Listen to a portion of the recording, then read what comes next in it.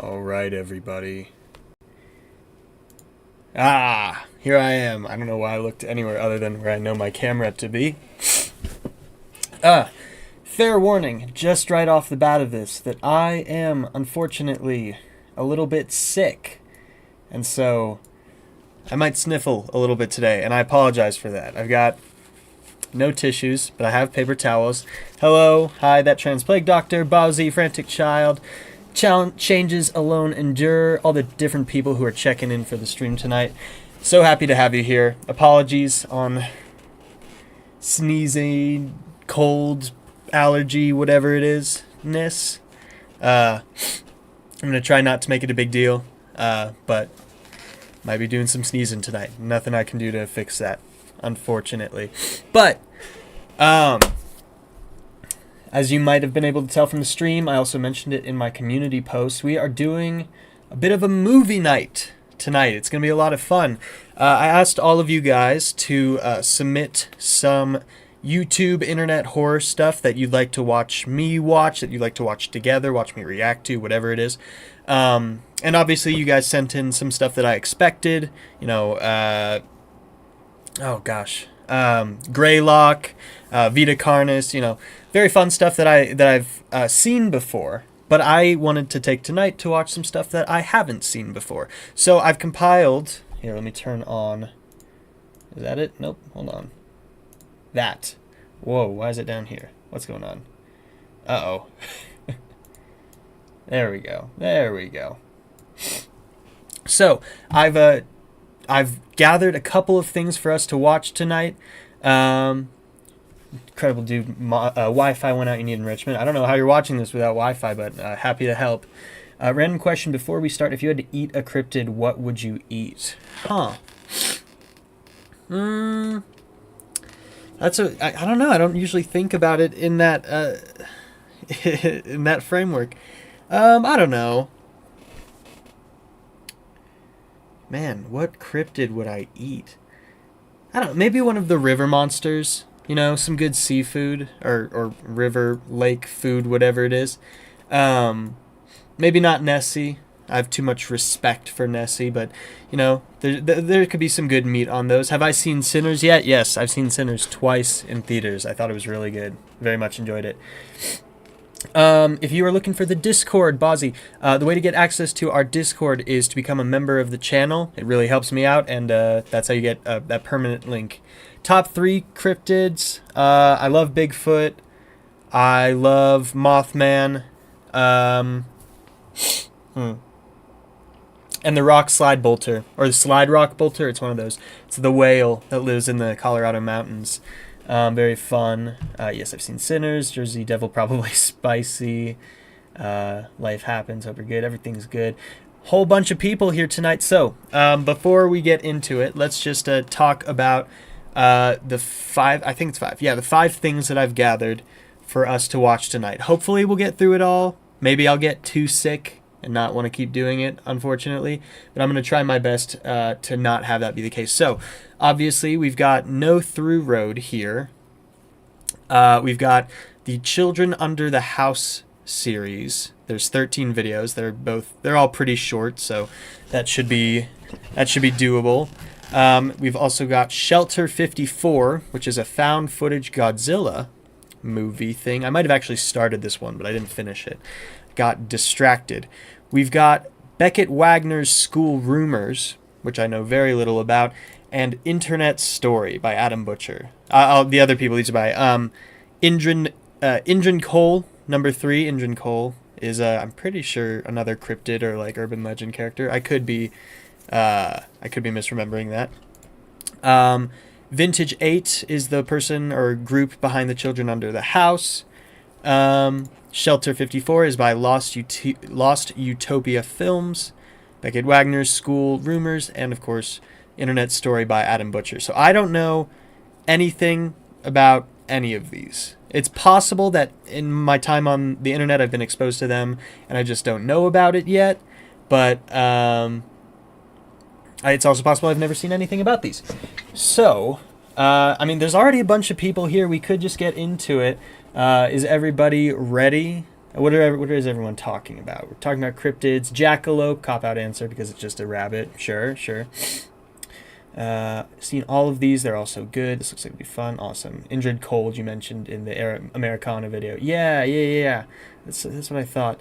Children Under the House is alright, but that's not really fair to say. Gotcha. Nice variety. No Through Road is classic. It's been covered for years. I'm ready. Okay. It's looking like people are ready. I've got here a glass of wine with me to get me into the mood. Not that mood, but the horror watching mood, I suppose.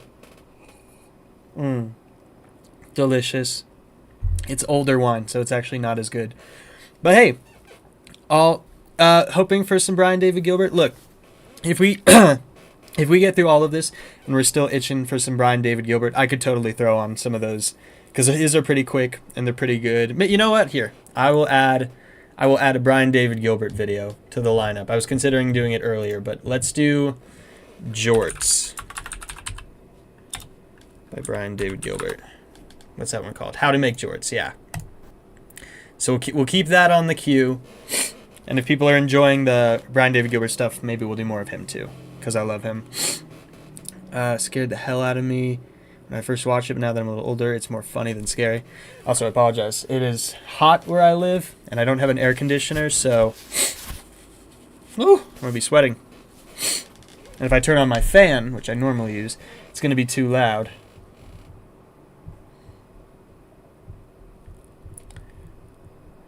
All right. Ugh. If you ever do another one of these, you should check out Portrait of God. It's pretty short, but I really like it. I would totally do Portrait of God on a stream. Part 1, I have already seen it. Part 2, I'm actually working on a video covering Portrait of God, so I didn't want to... I guess that could be another thing to do tonight, but I'm definitely familiar with that one. But I wanted to really focus on stuff I've never seen tonight. But obviously, the Brian David Gilbert stuff, I am very familiar with. He was one of my favorite creators growing up. He continues to be one of my favorite creators. I obviously got into him through Unraveled, but yeah. So, what do you say we just get into things? I'm getting texted by people trying to figure that out. But I'm ready. I'm ready to get into this. TBH, this is my first time being in the chat. I get it now. Having someone look up to read my messages crazy. It's real high. Well, that's very kind of you to say. I'm really happy to have you here. It's very fun being able to interact with multiple people in the chat. And, on the flip side, to be interacted with by a creator while you're watching a stream. And, luckily, I'm a small enough creator that I'll see most of your comments. And even if I don't respond to every single one, I see them. And I appreciate them. And I really appreciate everyone being here. Y'all are going to have to let me know if I have to do anything with volume, if it's not letting you see anything, if anything gets messed up. Oh, my door is also open. I'm going to go close my door real quick. Oh my god, I am already sweating. I'm going to regret not having my fan on, but what can you do? What can you do? So it's obviously not that late here for me. So it's not dark. Don't know how spooky the vibes will be for me personally, but I'm going to do my best to really get into this. And I'll try not to pause too often. I'll pause when I've got something definitive to say. I can obviously just talk over it, or I can rewind stuff. But I'm excited to do this. It'll be nice to kind of just sit back and enjoy something together instead of I have to play and perform who knows how well. First watched Portrait of God in college class. It was completely unrelated to our subject. My professor just thought it was cool and wanted us to watch it. That's very fun. A lot of ADHD in the chat. I'm an ADHD-er myself. Very fun, exciting. But all right, let's get into it. Let's start with No Through Road. And like I said, if there's any issues with audio, let me know. No Through Road. Watching it for the first time. Enjoy, everybody. Don't get too scared. Don't get too scared. Okay. Intelligence. On December 15th, 2008, four 17-year-old boys from Stevenage, Hertfordshire. Oh, okay, I'm not fast enough. Wait, hold on. Okay, four 17-year-old boys from Stevenage, Hertfordshire were reported missing by their families. I don't know if I needed to pause it. On December 7th, oh my god. I can already tell the congestion is getting to me. I'm not going to be good at reading stuff. This one's real creepy. Are we watching the whole series or just the first? Is No Through Road part of a larger series? I should probably know about that. I think we're watching just the first. Hold on. Let me see. What's this larger series? Oh, there's four of them. Oh, there's a couple. Well, let's start with the first one. And I'll decide if I think it's worth going to the next one, because we've got plenty to get through tonight.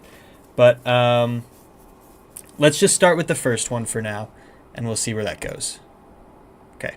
On December 17th, their bodies were found at Broomall Farm, 10 miles outside of Stevenage, in the car they had been driving. Very creepy. The residence was thought to have been long abandoned, but upon investigation, police officers found signs of recent inhabitants. Oh my god, it's going fast. The following video is unedited footage from the digital camcorder found in the car. This has been released with the family's consent in the hopes of aiding the investigation. Movie night. Okay, there's so many people in the chat. You know what I'm going to try to do? I'm going to try to engage with stuff in the chat in between videos. But while I'm watching the video, I'm just going to let it go, and then I'll read back after each video, just because I want to be able to get invested. So I think that seems fair. But you guys enjoy your conversations. All right. So some boys went missing and were found dead. We're doing this. Me and Ollie have got work at 8 in the morning, but They're British. we're driving about in his car because we're absolute twats. Does that light make a difference? Have you seen that on What the Week? Famous last words. Stingrays love foreplay. Oh, they're not British. Are they Australian? Okay, I'm just going to stick this down here because I can't be fucked to keep moving it. I can't tell. I cannot tell. It doesn't actually take many, except I can't move to the left. Just wait till we're look at the car, pull it to the left. Oh, this is a dead end. Oh no! Oh, my coat spilled every. Oh, my lap. Oh, it's cold. Already, this is so realistic. It feels like. Okay, everyone's telling me they're British. Skeleton. Broomall Farm was in the news. I don't know what it was. I can't remember. Have you ever seen this on? This is No Through Road, yes. I don't think we should be here. It's like a private road or so. Okay, so I better clutch down and roll backwards. It's nearly 4:30. We need to get home, mate. Wait, no, Ollie, wait. Do you just try and turn around? Can we please agree that we don't ever go back to this archway? Okay. Everyone's correcting me. It's British. I appreciate that. All right. What about this? Woo! Do it again! Turn it back on. Do it again! There's like a bloke in the middle of the road. Oh, no. Stop saying that because it will actually happen. What does the sign say? It says We need Stevenage. It says Walking Beddington. That is no. I don't even know where that is. That's nowhere near us. Right, let's just carry on. This is ridiculous. I've never even heard of either of those places. Someone tell me a joke to cheer me up. It's interesting watching something like this and knowing that they are found, that they are found dead. We pulled over. It really adds to the sense of dread, the sense of eeriness. You know something's going to happen, but you don't know what it is. Does it even say what time it is? My phone's just. I'm scared because there are no lights in any direction. Thank you. Anyway. Just guys being dudes, driving out into the middle of nowhere, drinking Stellas. Plans. What do we do? I don't know. I'm scared because it's down to me because I'm driving the car. Also, holding the camera to your face makes you extremely uncomfortable. Am I tripping, or is there something in the background of that shot? Right out. Oh, it's so blurry. Yeah, it was right out. I can't picture this much. My balls! A rabbit! I caught a rabbit! It's like perfectly preserved as well. It's really Three weird. lads alone sound Ollie, pretty. don't. Oh, Fuck off. Oh, man. Stop it. I'm stroking it. We caught a rabbit. My turn! I'm just gonna have a look up the road, take the camera. I'm just gonna see if I can see the lights and street. Let me get back in. No idea. Sexy little bitch, isn't he? Look at that ass. What is he? oh, this is a fake out. This is a fake out. Drive. What's a massive drive? Potion seller. What's the matter? What are you doing? I really like the cut back and forth. It kind of reminds me of Cloverfield. There was someone, and he was like wearing some sort of mask. Stop stroking it. Really want to get home now. Another car for like an hour. It's scary how it's kind of my responsibility to get us home as well. See, with the blurriness, your eyes are just looking for anything. You're scanning to see if there's anything to be made out. And when there is nothing, a lot of the times your brain just forms its own conclusions, decides there's something spooky in the background. Which is why I thought earlier I saw something in the back window. There might have been, Wait, but stop, no. Yeah, no, we just got in a little circle, so it's... Bennington's in the middle, that's all it is. Bennington is to the... We've been going in a straight line. oh, they No, looped. we haven't. It's been left, I swear. That's creepy. Absolutely swear. We didn't take any turns. No, it doesn't matter. The road is curved. Relax, man. No, it's Do you want to go to Bennington to prove it? Then go left. Do we turn not around? saying man. It's like that's like your fucking. Why not? Oh, come no. I'm turning the camera off. Did Jacksepticeye do a big, watching this one, Jacksepticeye's scariest home videos? It's sick. Oh, I'm excited. I really don't know what it's going to be, other than that they die. And not take any corners until we end up somewhere. Must have been going for about 2.5 hours now, maybe 3, and I had no idea what time it is. And it's winter, so the sun doesn't come up till like 8. Don't go to the Wicker Man town. Can you stop talking about the Wicker Man? We're in the middle of the country. It's gonna be pagans. The dialogue is really good. It's very natural. No, stop. Fuck, stop. Not right in the middle. Oh my god. Oh, you're a bunch of twats. You're fucking driving there on that bit. No. Steve, I fell asleep. You've just driven past it again. No, we're not fucking with you. That's horrible. Hazards. Stop. Fucking doing it on the back of my chair. It's so annoying. I'm checking that sign. It cannot be the same. Made it for the vibes. Just go. Welcome. I don't want to stay here. But Chris, stop. Look. Oh. Ollie, I don't want to drive down this road anymore. We've done it 3 times and we haven't got anywhere. Okay, should we try that way then? Let's try and go towards Watton. You put the radio on. Yeah, but might as well. Hang on a sec, Ollie, I can't get the seat there. What is this? Oh, it's like the scariest thing ever. What station was that? Pirate FM. I don't know. Creepy FM. Pirate, that was from Is it like worry you guys? Oh, that we I have feel to like I stay need to be non-stop saying more, but I'm just locked in right for now. Maybe 3 hours now. Is this a good commentary? Just me staring down the camera. I see lights. I see a roundabout. I see trees. That's it. Look, guys, look. Oh my god. Stevenage. Yes. Ah, finally. Ah, we're finally getting there. Oh my god, headlights. Oh, Oh, last. car. Jesus. Hello. I wanted to Yeah, be these a baker, crazy Brits but I driving didn't on the make left it. side of the road. Because I've got fucking leather hands. It's really interesting. There are people in the audience who remember this coming out, and there are people in the audience who are as old as this video, it looks like. That's really interesting. What the fuck? How did we get here? We were just on the phone. Just reverse, Ollie. This reminds me a little bit of What are we left-right game. Just don't sit here, I don't want to sit. Oh, for fuck's sake. No through road. James. Point the camera at me. James, just give me this. What are you doing? Turn it back on. It's not me. I can't. Turn the bloody lights on. Oh,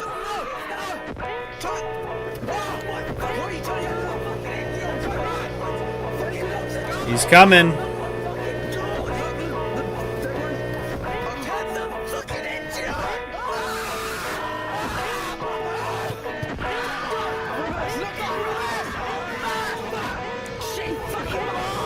Oh, it appeared behind them.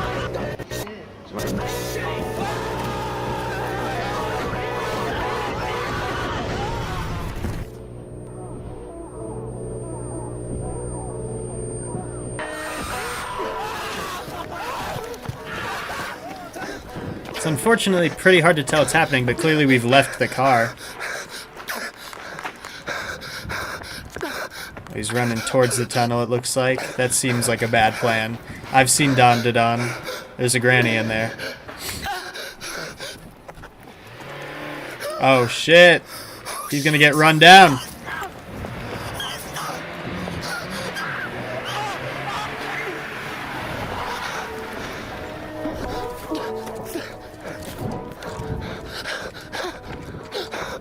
He can't see me. I think I'm okay. I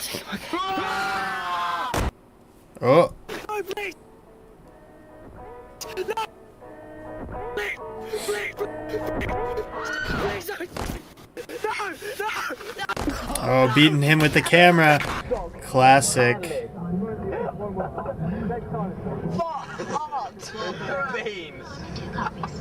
Cool.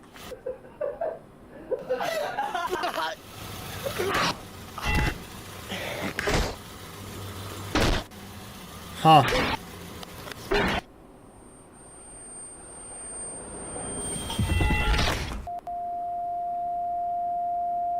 Okay. So, that was No Through Road, the first entry in what is apparently a larger series. It's interesting. I mean, because of the video quality, and this is probably partially intentional, it's really hard to tell what's actually going on. If I had to do my best summary just right now, bunch of funny little kids, probably high school age. Well, they'd have to have a driver's license, I think, unless that's different in the UK. They go out for a drive. They find themselves in this weird loop outside of a tunnel, it looks like. Pardon me. Oh my gosh. I need some water.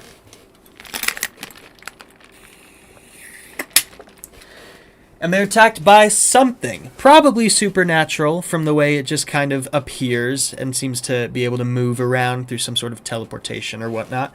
But that's interesting. I think, yeah, what I'm seeing a lot in the comments, but that is working the best for this is definitely the performance of the kids. Like, not being able to really see what it was, although there's some flashes. Like, I think if we look closely, we might be able to get a little bit of a view of what this thing is. But it's so hard to tell that I don't know if there's like a super great way. If anyone has, I wonder if in the comments if there's any like marking time, what do they call it, a time code of where you can see the thing's face. But yeah, I mean, even these things are saying like they feel like actual teenagers. It feels very real. Yeah, I mean, and honestly, the most impressive part of this is it feels like that could have been made by someone of any age. And so, I don't know. That's fun. That's impressive. I kind of want to keep going forward. Yeah, are we calling what's the killer Tunnel Man? Because I'm on board with that. I think that makes a lot of sense to me. Tunnel Man bashes him with the camera. I'm trying to remember, where else have I seen a camera bash to death? It seems familiar. Okay, so let's see. What have all y'all been talking about? 16's, yeah, the video itself is 16 years old. That's pretty cool. It made Rossby here afraid of driving at night for a long time. Bridges, the scariest evil. I'm younger than this video. Left-right game, yes. Everyone loves left-right game. Rural backwoods horror, very fun. Yeah, a lot of references to left-right game. When I was 12 when it came out, and I didn't have steady internet access until like 13, so I missed it. It would have messed with me. Yeah, this would have gotten to me when I was younger, because the human element, the fear in these kids' voices, definitely would have hit me right. Stole his special lawn gnome, I don't know. Would this count as digital or analog? I think this counts more as digital. I'm not sure, though. I don't know. Digital horror, I tend to think of more like, I guess, website horror and like... I don't know. I think that this could technically be either, but I think the quality implies that this is digital. It doesn't seem like it's VHS. It doesn't seem like it's like physical analog stuff. So I would guess that this would be digital horror. I imagine this was filmed with a digital camera. Someone would have to tell me otherwise. Not super relevant. You start to learn at 16. After 16, you get 6 from college until you're 18. Then you can go to uni or get an apprenticeship. Doesn't matter, I guess. Gotcha. Okay, gotcha. Those are how cars work for those across the pond. I believe these guys either went to make horror movies or have something in that works. It's very human. The screaming sounds very genuine. Video seems to be low budget quality, but it definitely makes up for the full-on human rate. Yeah. I think because of that first one, I'm curious. These other videos, this next one is longer, but the other two are a lot shorter. So I'm curious to see what they continue to do with this concept. So I say let's keep going with the series. It's videos like those that inspire me to make my own videos. Yeah, exactly. I think that's what's so good about indie creation is that it is so inspiring. You can see what can be done on such a low budget or with whatever resources you have at your disposal, and it empowers other people who have more limited resources, who don't have big budgets, to continue pursuing these creative endeavors. And I think that's great. So let's without further ado, we're going to go no through Road 2. This footage has been released without consent, so there's a change from the first video. We're driving again, and it's daytime, and the camera quality is better. Maybe we'll be able to see what actually happens. Still on the left side of the road, though, so still in good old Britannia. Oh. 2 seconds of love me. Love me, love me.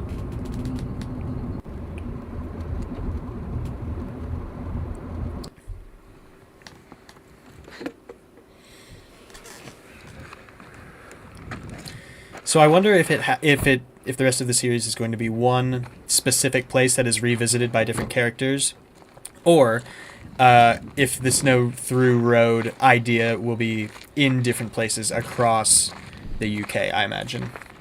Never saw the rest of this, never got around to it. Well, now is the time. So it looks like, I wonder if these are the friends of those who died in the first video, and they're trying to pay respects.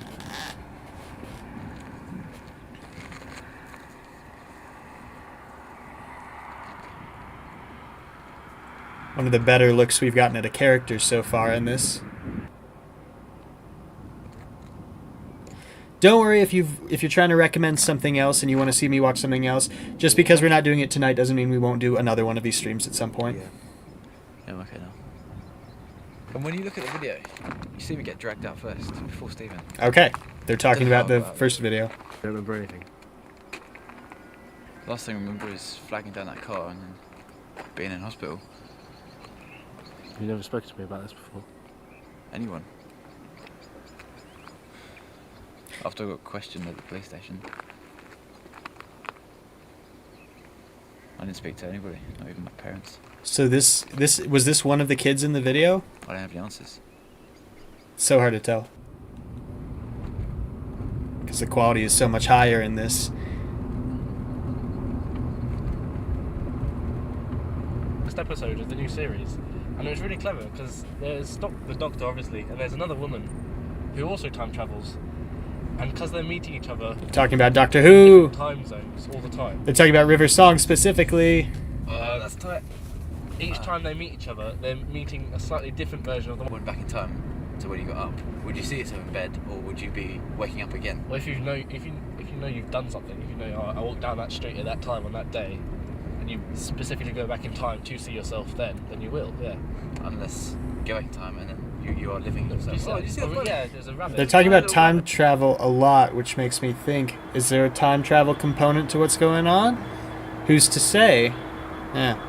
Yeah, I love when it's not like, have you seen the newest episode of Inspector Spacetime? No, it's Doctor Who and it's real. We were coming down there, And we know that. I love Doctor Who. and then it just stopped buffering, so I've lost all signal.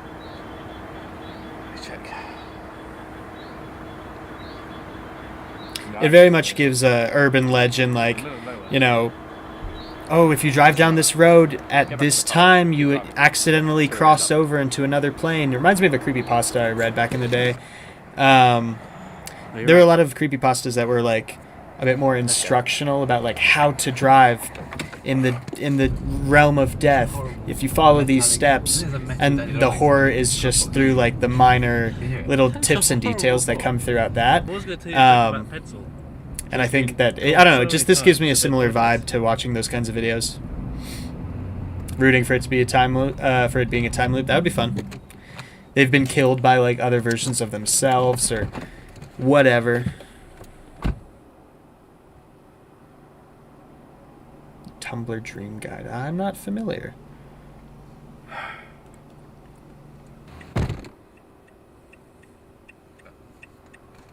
I know it's frustrating, but we're lost now. Oh. We'll find a way. Haven't you noticed where we are?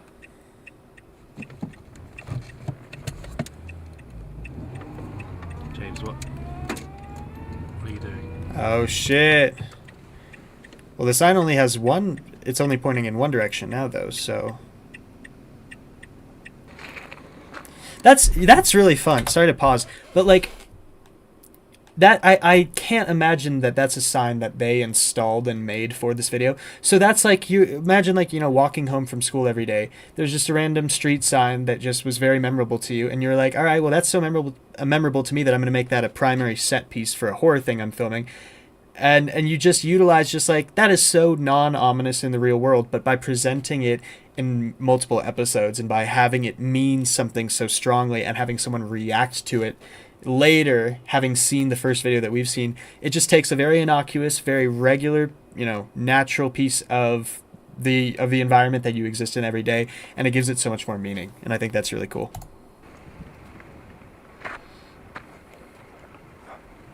Elevator game, yeah, that's another one that's very interesting to me.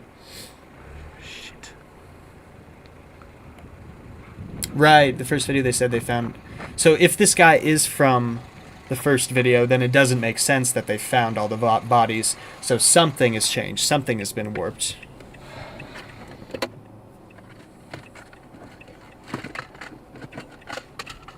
So many fatal crashes.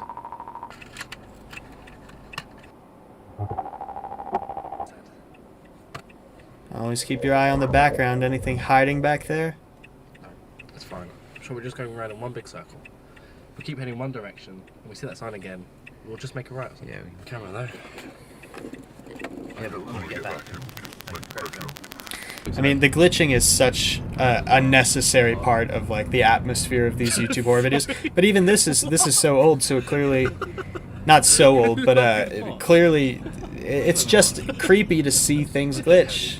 It implies something deeper. I don't know what it is. Never used it before. I've not found many other materials. They're talking about Minecraft now? They're talking about Minecraft now. Yeah, yeah. I use that the most. So I think it's more precious than gold. Yeah. Constantly. Constantly using it, constantly making things out of it. Oh, shit. It's a sign Okay, again. next right, I'm just gonna go down it. Yeah. If you have memories and you have videos of being attacked on a back road like this, it might be time. Oh, okay. The glitch is also a fun way to edit around clear cuts. That's impressive. James. Oh, James, I got pissed off now. ridiculous. What am I meant to do? I don't know. Keep driving. Make a left. Keep driving, make a left. You got any signal? No. You got any internet? Love the background. Nothing. No Wi-Fi. No 3G. It's dead out here. Get back in the car. Yeah, I know. I've been thinking that every time it comes around the bend, it looks like it could be another car approaching. It looks like it could be eyes. Yeah, the But email's connecting sometimes on my phone, but it's not very consistent. it's interesting. No? Yeah, okay. How about, well, next time it does connect, why don't you send an email to your dad or something? He can give us a lift. Oh. Try Uh-oh. turning it off and on again. That could work. Oh, cameras. So, if it wasn't for that, I wouldn't have come, but I felt like Y'all saw it in the background, huh? Yeah. Reckon it's a good thing you came back. I just had to pay my respects. Do you think it was worth it? No. Saw that coming. Looked like one of the dead friends, like all bloody, maybe. Steven. He's waking up. He's waking up. Steven. It's okay. Steven. What the hell? Where am I? James. Oh, James. Is that the kid from the first video? I think it is. Yeah, I got away.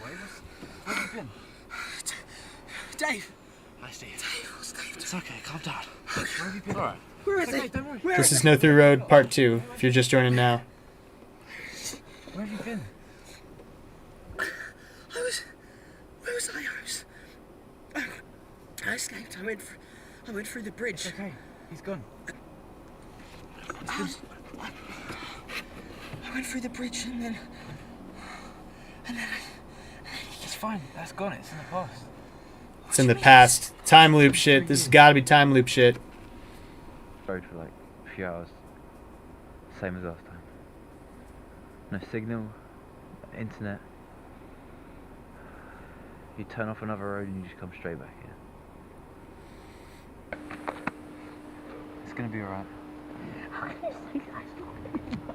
We're gonna get back out of here. So I'll go back. this guy must have thought Dave, I believe, was dead, and so this is a huge deal for him. It's gonna be. We're gonna do. Come here. I'm sorry. It's so good. I'm sorry I couldn't do it. We're gonna do it.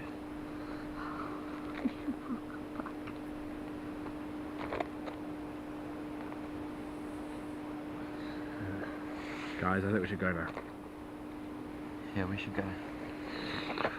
Come. Let's go to the tape.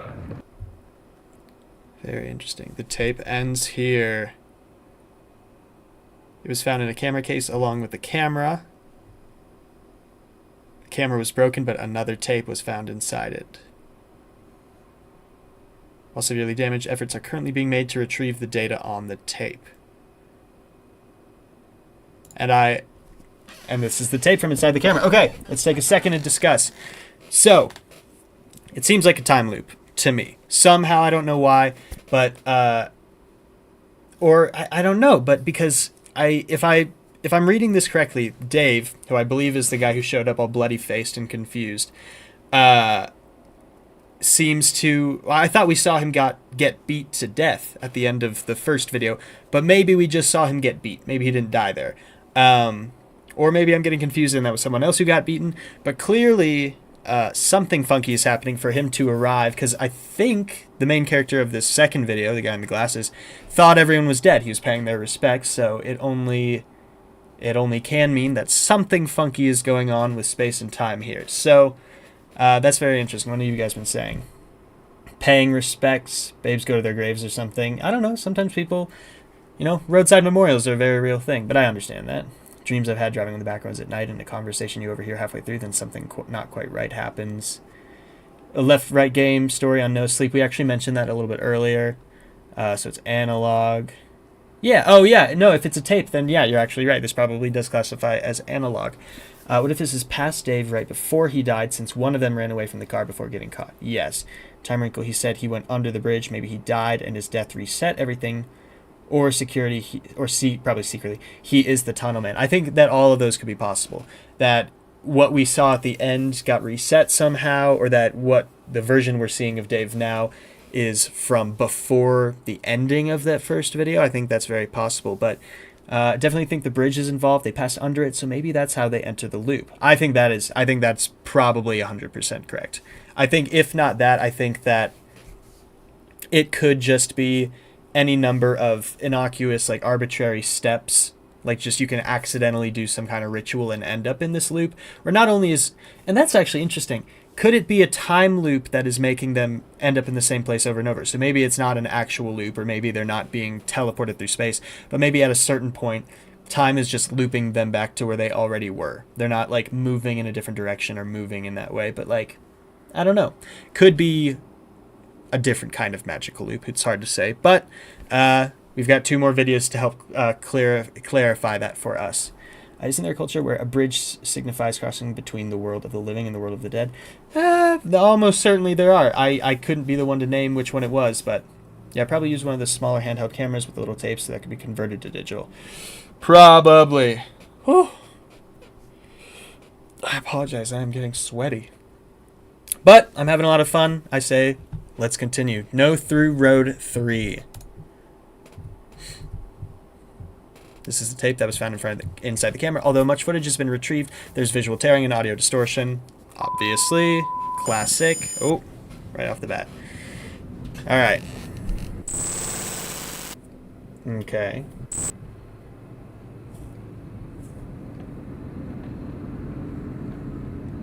Alright, so we're seeing this guy again. Glasses McGee. There's Dave, I believe.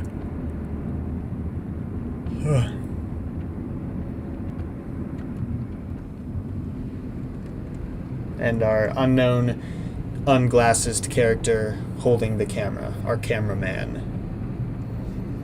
Oh, my phone's ringing. Finally. Hello?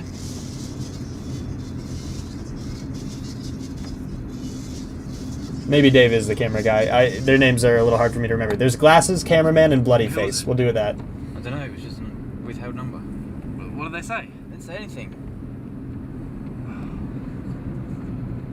Where's that sign?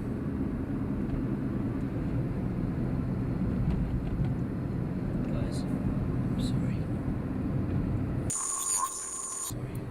What's he apologizing for?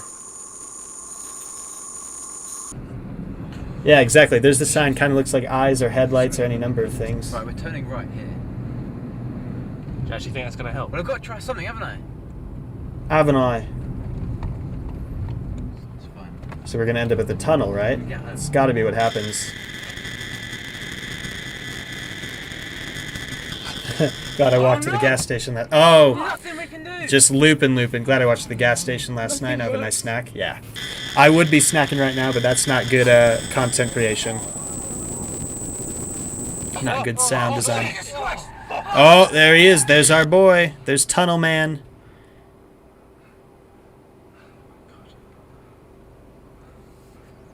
It almost looks like Tunnel Man himself is glitching. That could just be the camera quality, but it like... I don't know. He's very still. Drive. Hit him. Run him over. Go. Get his ass. Oh. Uh-oh. We got an analog horror. Hold on. Let's look at the symbol at the end. It looks kind of like the anarchy symbol.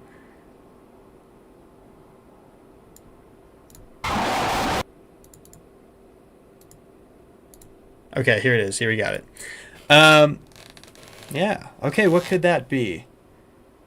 That could be a road, kind of like a disappearing point, right?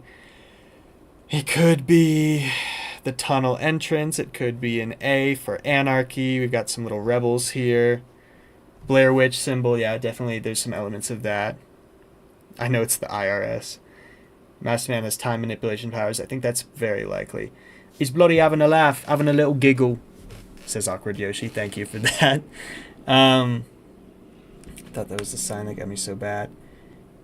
Yeah. Very fun. Yeah, it could be the tunnel, it could be the bridge, it could be just a sign that relates to this figure we're seeing. It could be any number of things. But I don't know if there's any way to tell. Let's see what the comments have to say. See if there's any spoilers. Yeah, visual tearing was genius. They managed to edit 2 pieces of footage together without looking fake. Yeah, that's been impressive. Guy standing there like, hey, Lamau. Yeah. See, this is the thing, is like you don't need to do so much. You don't need to have this horrifying Mandela catalog, Photoshop, stretch face kind of entity for it to be compelling and interesting. Because I definitely am enjoying this, and I'm excited to see how it ends. 12 years ago, this last video was filmed. So this is No Through Road 4, finishing the first series we're watching today. Let's see, anything else they're saying. Maybe instead of a time loop, the tunnel sends you to the one moment in time. Well, is that not a time loop in itself? Maybe. Maybe not. It's just Slenderman on vacation to Brexit. He's vacationing to Brexit. That's why they'd all be there instead of a different attack by the Tunnel Man. You just need a dude. Good old night. All right. Well, we're on the 4th one. This is the last one in the series. After that, I'll give everyone, including myself, a little I almost said Batman break. I have no idea why. A little bathroom break. Get up and stretch my legs. Fan myself off. And we'll get into our next thing. But let's watch this first. Let's finish out the series. The remaining footage from the damaged tape.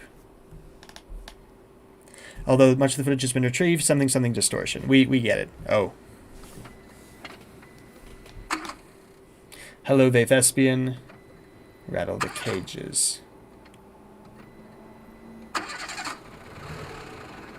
So it looks like at the end of that last video they crashed off of... Yeah, they went into a ditch or something.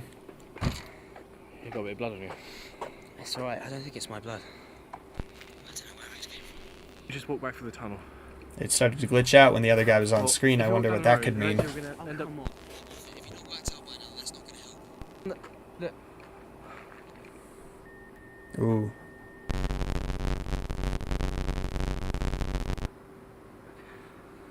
Looked like there was some eyes back there, maybe. Or something else giving light, but... Oh. What have they found here?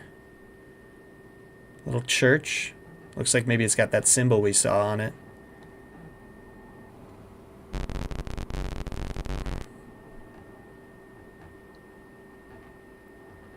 little buzzing make me feel crazy. Yeah, logo looks like the intersection, or an intersection. I think that's kind of what I was thinking. A Little Nightmares-esque twist.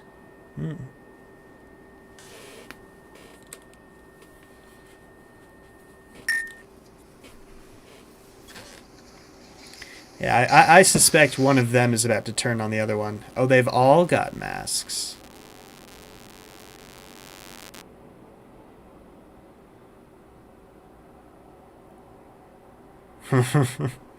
Good reaction shot.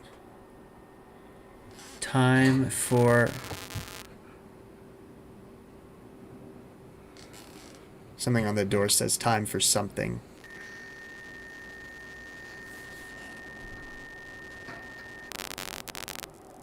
Something in a cage, maybe? Is that what that was?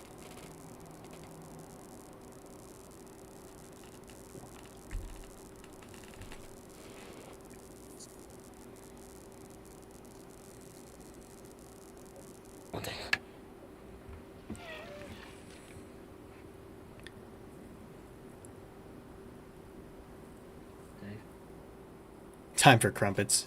They are Brits, aren't they? Dave. Is he? Oh. Oh, yeah. How does he know these things we said? Who's who? I don't know. Time for the creature. What video?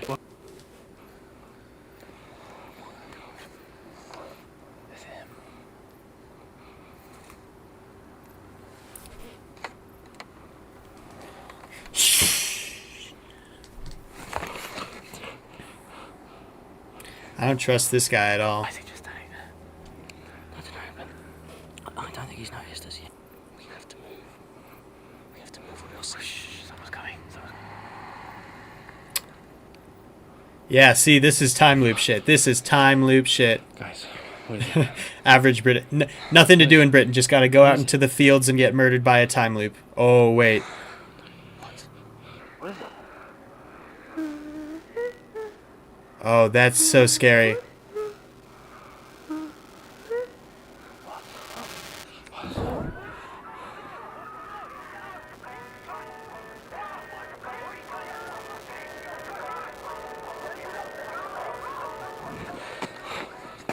There was... Okay, I'm not crazy. There was something behind them, right? Hold on. I'm going back. I'm just... Oh, yeah, that's so scary. What is it?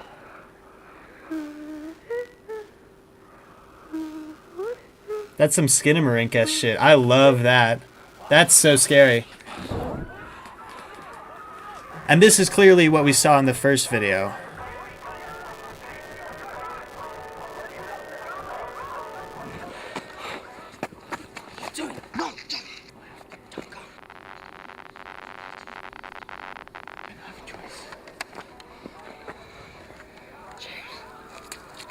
Okay, so James! they've realized something that they have to kill themselves. An old version of themselves. What was he doing? You said there was a film. The one from my camera. We've already done this. What does that mean? If you... Means you're gonna die. If I'm alive now, I think this... I could prevent it. I did it before. I think I can stop it. Okay, listen. You weren't part of this, okay? You were never part of it, so stay put.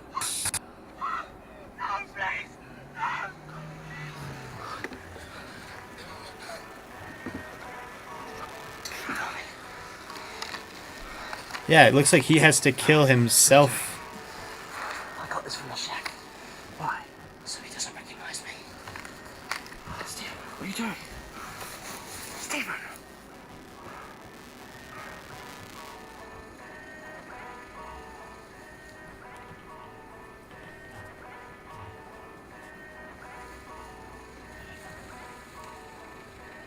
It's Harry Potter and the Prisoner of Azkaban. Yeah, they've already been interacting with themselves the whole time.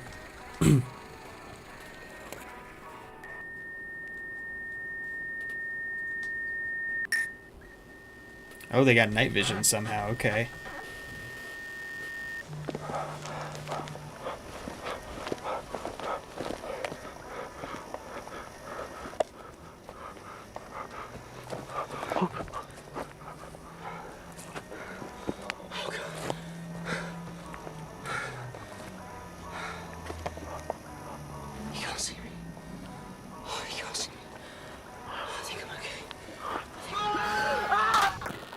Oh, okay, and we're seeing it from the other perspective now, I believe. Yeah.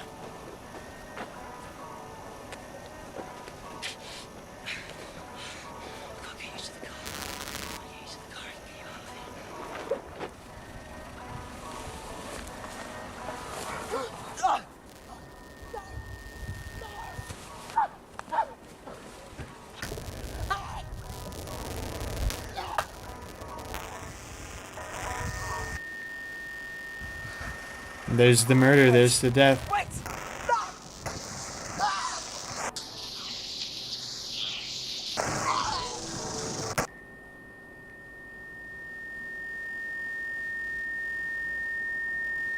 Yeah, he had to kill himself.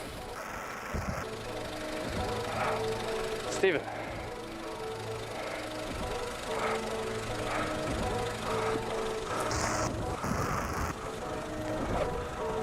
Stephen! Oh! That's a spooky masked man with a hat. Tape cuts out here. Unless more material is discovered, the NTR event remains unsolved. Wow, okay! Yeah, look at this. Trapped in an infinite loop. I think we did figure it out. Yeah. So there's some kind of time loop, and I think they're being interacted with by another entity that doesn't have anything to do with any of them, but for some reason they're being warped, or they're being changed, or they're being influenced by this other thing. And it's very interesting. What's scary to a British person? Cowboy. Yeah. Hat man, tunnel man, hat man. Bill and Ted's Bogus Brexit Bedventure. The guy at the end of the first video was the masked man getting killed, not the past Steven. Oh. That's interesting. Which explains why Steven, I guess? Or maybe Dave, which looked at the camera at the very end like it didn't recognize what was going on, because it is it is very much a Little Nightmares thing where the villain, or the person running from the villain, becomes that villain and is defeated by themselves, and so there's a continuous loop of confusion, right? Huh. And again, I'm sorry I couldn't remember anyone's names. I would have to look more into it to remember that. But, okay, we're going to take our first bathroom break, stretch break now, because I'm boiling alive in here and I need to run to the restroom. So I will be right back, everybody. All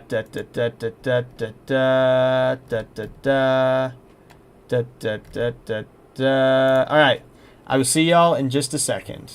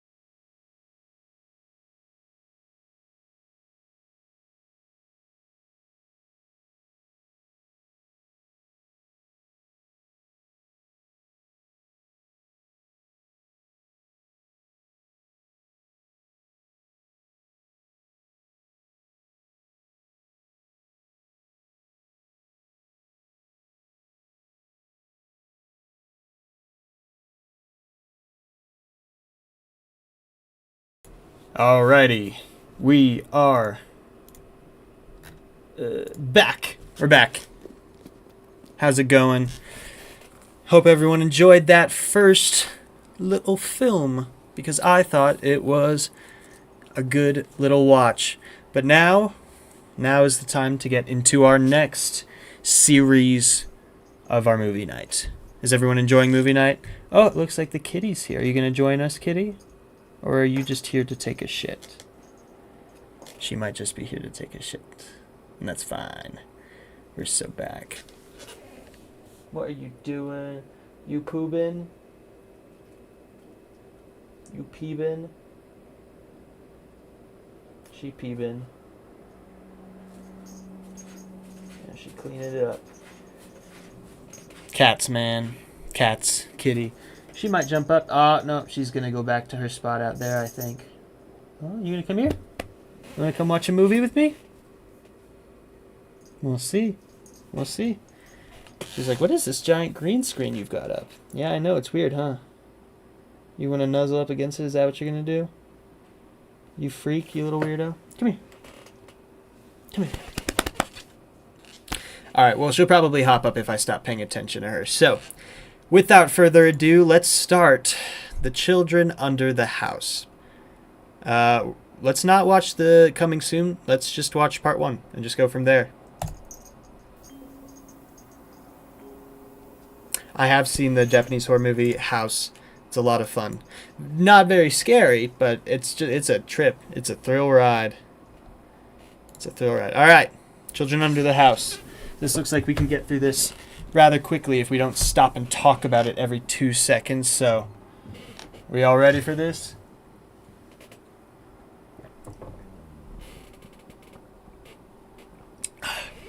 Yeah, you can hear the cat, but you can't see her.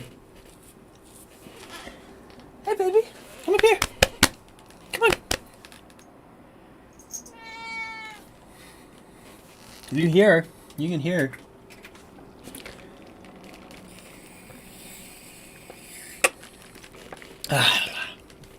This one is definitely vintage. 8 is best. Ooh, we've got a ways to go. Come on. Come up here. What are you worried about? Come on. The people.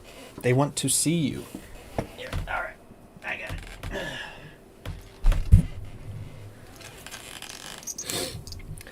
Well, let me just... all my wires and cords.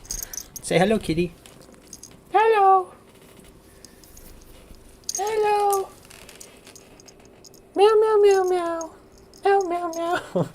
This is Padme. For those of you who don't know, I use her to get me attention. That's not true. I use her because I love her. But I also don't use her. She's just a little kitty. Little kitty. Okay. Yeah, and it is a Star Wars reference. Good catch. But Children Under the House, part 1. Let's do it. Last week, I purchased a repossessed storage locker. Inside was an old desk, an outdated computer, and a filing cabinet. The letterhead... okay, I'm going to pause these just in case. The letterhead of a few loose documents read, "The Office of Julia Liu." From what I could find, she was a successful child therapist in Kate's Crossing from the late 70s to early 90s. Her obituary stated that she died on December 18th, 2015. We don't see it. I know you can't see the... oh, you can't see... oh, you're absolutely right. Ha ha ha ha ha ha ha. There it is. There it is, everybody. Don't worry, it's just text. We didn't miss anything. Gotcha. Gotcha. Thanks for telling me, everybody. It's Black Connor. Yep. Here, everyone catch up. We're all good now. We should be good now. I did narrate everything, but I'll go ahead and just start it over for the ambiance. Hi, kitty.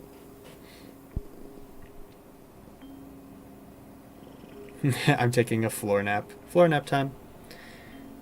Floor nap.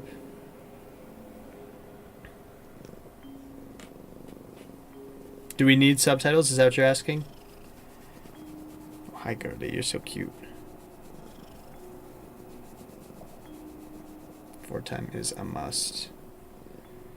At a glance, this seemed like a typical hall.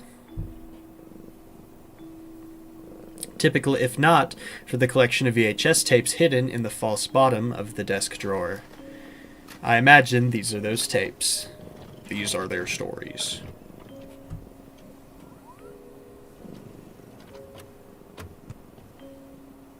Can y'all hear the purring? Here, let me check see if there's good subtitles. I can do auto-generated. I don't know if y'all want that, but is that what we want? Do we want the auto-generated just to help out? Oh yeah, she is purring. I can hear her. I got my headphones on, so I can't hear super well, but sounds like the rest of you can. If that's not distracting, good. Okay. Yeah, we'll do auto-gen. That's fine. A way to share a video without waiting on the mail. What do you think? Anyway, as I said on the phone, I think this may be the easiest way to get you up to speed on what I'm dealing with here. And before you ask, no, we don't have releases for the family. They refuse to have their likeness involved in any way. However, they did allow me the use of Jessica's drawings. We will need to change their names when we get to the writing stage. Regardless, I think you'll be able to see why I think this will make one hell of a book. Nothing scarier than a child drawing something ambiguous. A questionnaire. Each member of the family was given the standard questionnaire. The results are as followed. The patient's name is Jessica Daniels. Jessica, or Jess, as she prefers to be called, is 7 years old. Normal birth, no complications, no medical issues. She's intelligent, sweet, friendly, and highly empathetic.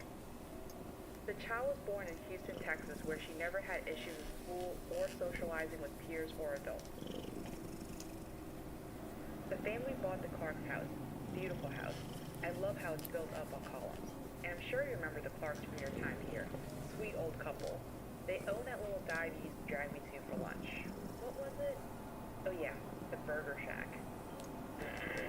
But anyway, according to her mother, Carol, Jess had a particularly tough time adjusting. She didn't notice anything out of the ordinary until the second week, Wednesday night to be exact. They think it was after midnight when Jess ran into her mother's room screaming. She claimed there were people living under the house. Carol dismissed this as a nightmare, but it started happening night after night until Jess finally refused to sleep in her room. She moved the child's bed to her room, but Jess continued to wake up saying the same thing. She could hear people talking under the floor. Carol made sure to note that Jess never had problems sleeping in Houston. Adam, the child's father, fed up with having the child sleeping in the room, devised a simple solution. He brought her under the house, tried to show her that there wasn't anything there. And according to Adam, there wasn't, but Jess was convinced she saw something. The girl got into a ball and screamed until her voice gave out. She's been mute since that day. After a series of tests and multiple second opinions, no physician could find anything wrong. There's nothing hindering the girl from speaking. Therefore, the conclusion is that her condition is mental in nature. The drawings you are seeing are currently her only form of communication. From observations and the questionnaire, I have a few thoughts on the other family members. Carol Daniels. She's the children's primary caregiver. From what I can observe, she's a caring mother. However, she is deeply resentful of her husband, Adam, for forcing them to move from Houston to Cape Crossing. Adam Daniels is an obvious workaholic. He spends the majority of his time at work. Dean, her brother, typical early teen. He wasn't happy about the move, but seems to be adjusting adequately. Give me a call after you digest this material. Love to talk strategy.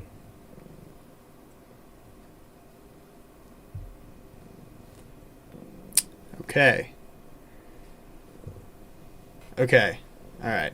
So, I don't think there's any more to this right now. First things first, do I need to try to turn up the volume of what we're listening to?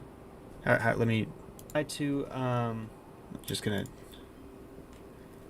sounds like you, oh yeah, you really can hear the cat purring very loudly. Sorry about that. She's just a little kitty baby. I don't know what you want me to do about it. She got a purr. Okay, so what I really enjoy about this is that there's a reason we're seeing this as kids' drawings. It's because the family has not consented to their likenesses being used for this book that is clearly being researched by whatever woman is talking. Let me see if I can figure out where to turn that up from.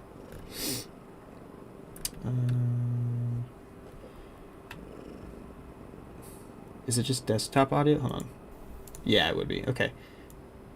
I'm turning that a little bit up. Here, I'm just going to go back a little bit. You guys tell me how you feel about this audio. Children's primary caregiver. From what I can observe, she's a caring mother. However, she is deeply resentful of her husband, Adam, for forcing them to move from Houston to Kate's Crossing. How's that sound? Is that better? Should we turn it up a little bit more? He spends the majority of his time at work. Dean, her brother, typical early... Oh my god, I'm fucking up my stream too. Move, but seems to be adjusting adequately. Her brother, typical early...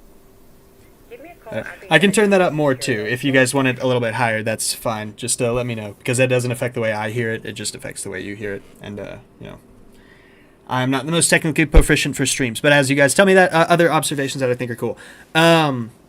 This is another testament to how much you can do with very little.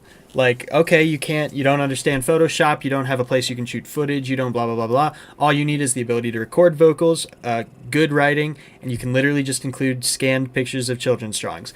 In all honesty, these probably are adult drawings that are being utilized as children's drawings. But, okay, we'll get it a little bit higher too.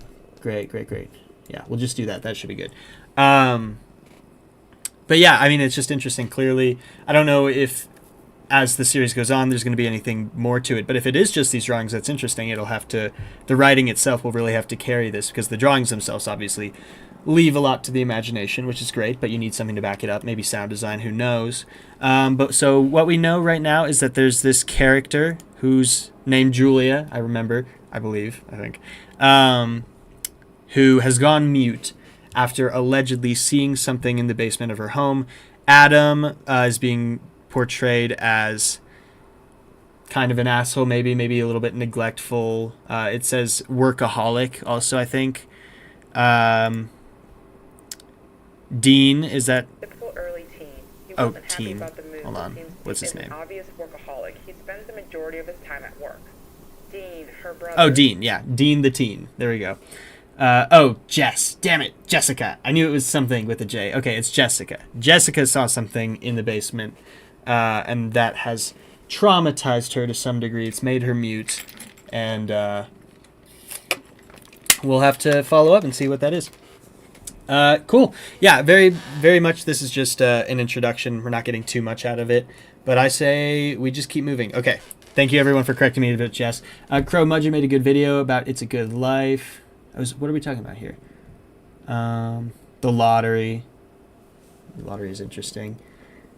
Children in the House was a short story. Oh, I didn't realize. Alright, so clearly people have a distrust or distaste for Adam. Maybe they already know what's going to happen. Maybe they are just judging on vibes alone. But I say you can't judge a book by its cover until we continue with it. So...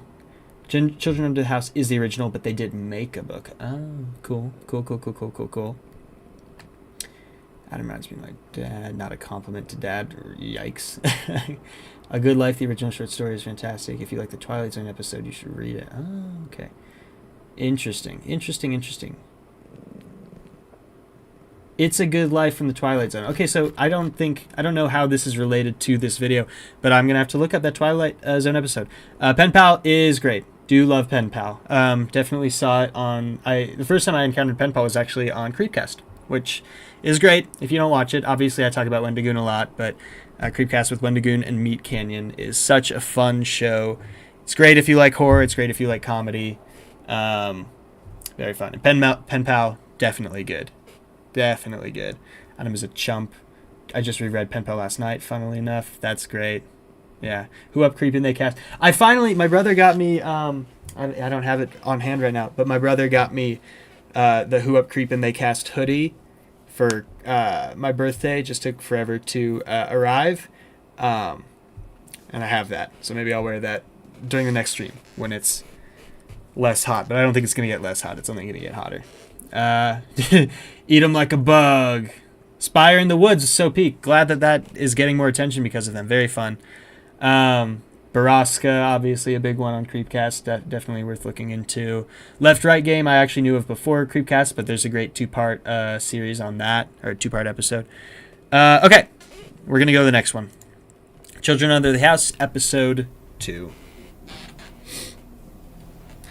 Oh wait, hold on. I need to read. Good news. Mrs. Daniels will allow me to tape record my voice during the sessions.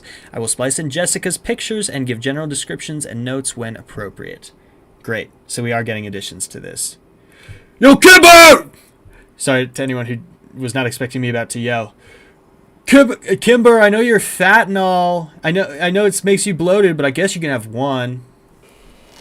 If you don't know what I'm talking about, that just sounds so mean. But the Creepcast Baraska video is pretty peak.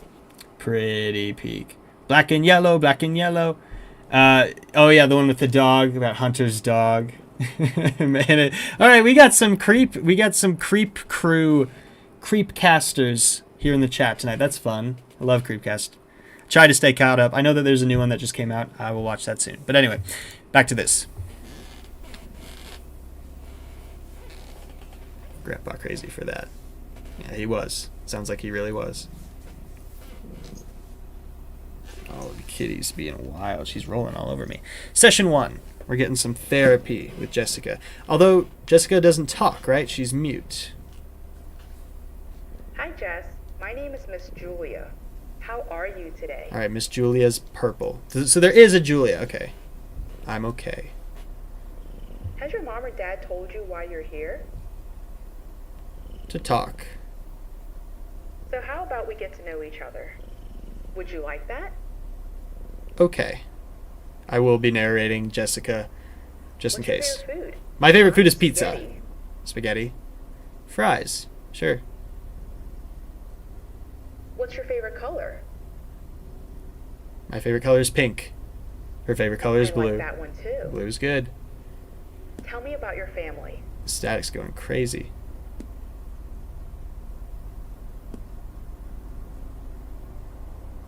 Mom cooks, dad games. Dad's a certified gamer. A workaholic. Dean talks on the phone. Blah, blah, blah. Dean Winchester. My favorite food is ice cream. That's a good one. That's a good one. Why are you frowning? No reply. Okay. So how about you tell me who that is? That's Mr. Bear Bear. No reply. Did your mom or your dad get him for you? No. Hard no. Hard no. He belongs to my friend. Of course. My friend, Mr. very Bing Bong. sweet. He's Tell me evil and more he's about your 1,000 friend. feet tall and he has no face. I want to make a note here. She stared in the corner of the room as if she was waiting for permission. She then shook her head in the negative. Favorite color is orange. That's a Is good someone one. here, Jess? Is that your friend in the corner? Jumping right to imaginary friend. Okay. Oh. Sure. Sure. Another note. That clearly looks like a face. It appears that she has an imaginary That friend. clearly looks like a face. What's their name? Maybe we could all play together. What's their name? No. She would no longer participate in my questions at this point. Regardless, I thought Your you kid would has an be imaginary something. friend. It's time for Let's you to try take talk them about to it a okay. priest. Imaginary friends are never good. That's not true. I had an imaginary friend growing up. Favorite color is pink. This is why I'm not having kids. But Dad, the old lady in the corner said I could stay up. Yeah, I know. I get it. Kids are scary. Okay. I don't feel like we got too much more out of that, obviously, other than the friend who's not just an imaginary friend. They're never just an imaginary friend. That's crazy. Hey, Rebecca, thank you so much for the donation. Happy to have you here. Love Analog Horror. Astro and I say hi. Thanks so much for coming. Thank you. I really appreciate you being here. That's very kind. You pushed me on the swings. Let the creeps into your life. Babadook Court. Do love a Babadook. Babadook's always fun. Very fun. Asteris. Happy to have you here. Very sick. Very sick. Yeah. Thanks so much for the donation. Why does the drawing look like a creeper? Oh, man. Creeper. I say we just keep it going. Keep it going. Keep it goonin'. Keep it going. Nope. No. I guess you're allowed to, but don't. Don't. Stop this. Okay. My bro forced me to watch that when I was like... I am Steve. Flint and Steel. Oh, there goes the kitty. Sorry, I was getting hot with you on my lap. You're probably getting hot too, girly. All right. What did I just hear? Nothing. We're not doing anything. No. Everyone shut up. No. We're doing episode 3 now. No. Oh, no. Everyone shut up. I accidentally turned my stream on. Okay, here we go. Children Under the House 3, Electric Beagle. Session 2. So it's mostly therapy we're getting. That's fun. Kitty doesn't enjoy Peek. Kitty got too scared. Don't know what to tell you. So how are you doing today? Flint and steel. And what did you do last night? She's doing fine. She watched the Blood television. Let's play a game. If a genie came out of a bottle and granted you 3 wishes, what would those be? Ability to control time. Peace among all nations. Infinite wishes. There we go. Easy. My favorite, Blood TV. How about I go first then? Y'all like my purple guy? Okay, wait, hold on. Loves the beach. To eat what I want and not gain a pound. Oh, okay, body issues. All right. I'm hoping the last one can be true. A happy Wanna Jess. try? Ah. Yeah, it is the purple guy. Boo-doo-doo-doo-doo-doo-doo-doo. Okay, we got the whole family. They want to go back to Houston.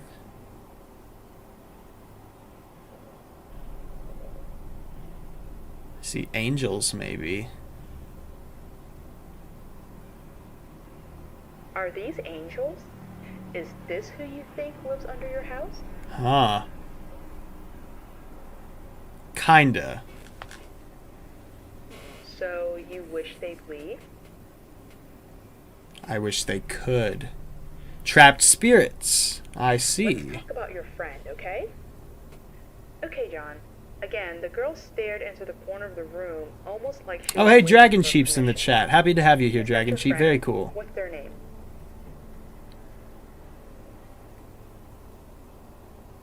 Would you tell me their name if I gave D you a equals purple sucker? guy. How about 2? One for you and one for them. Would Once you do it again, for a the girl Scooby looked snack? into the corner of the room, then shook her head yes.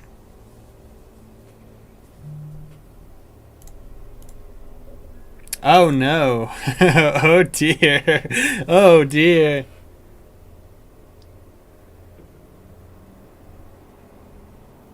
Mia.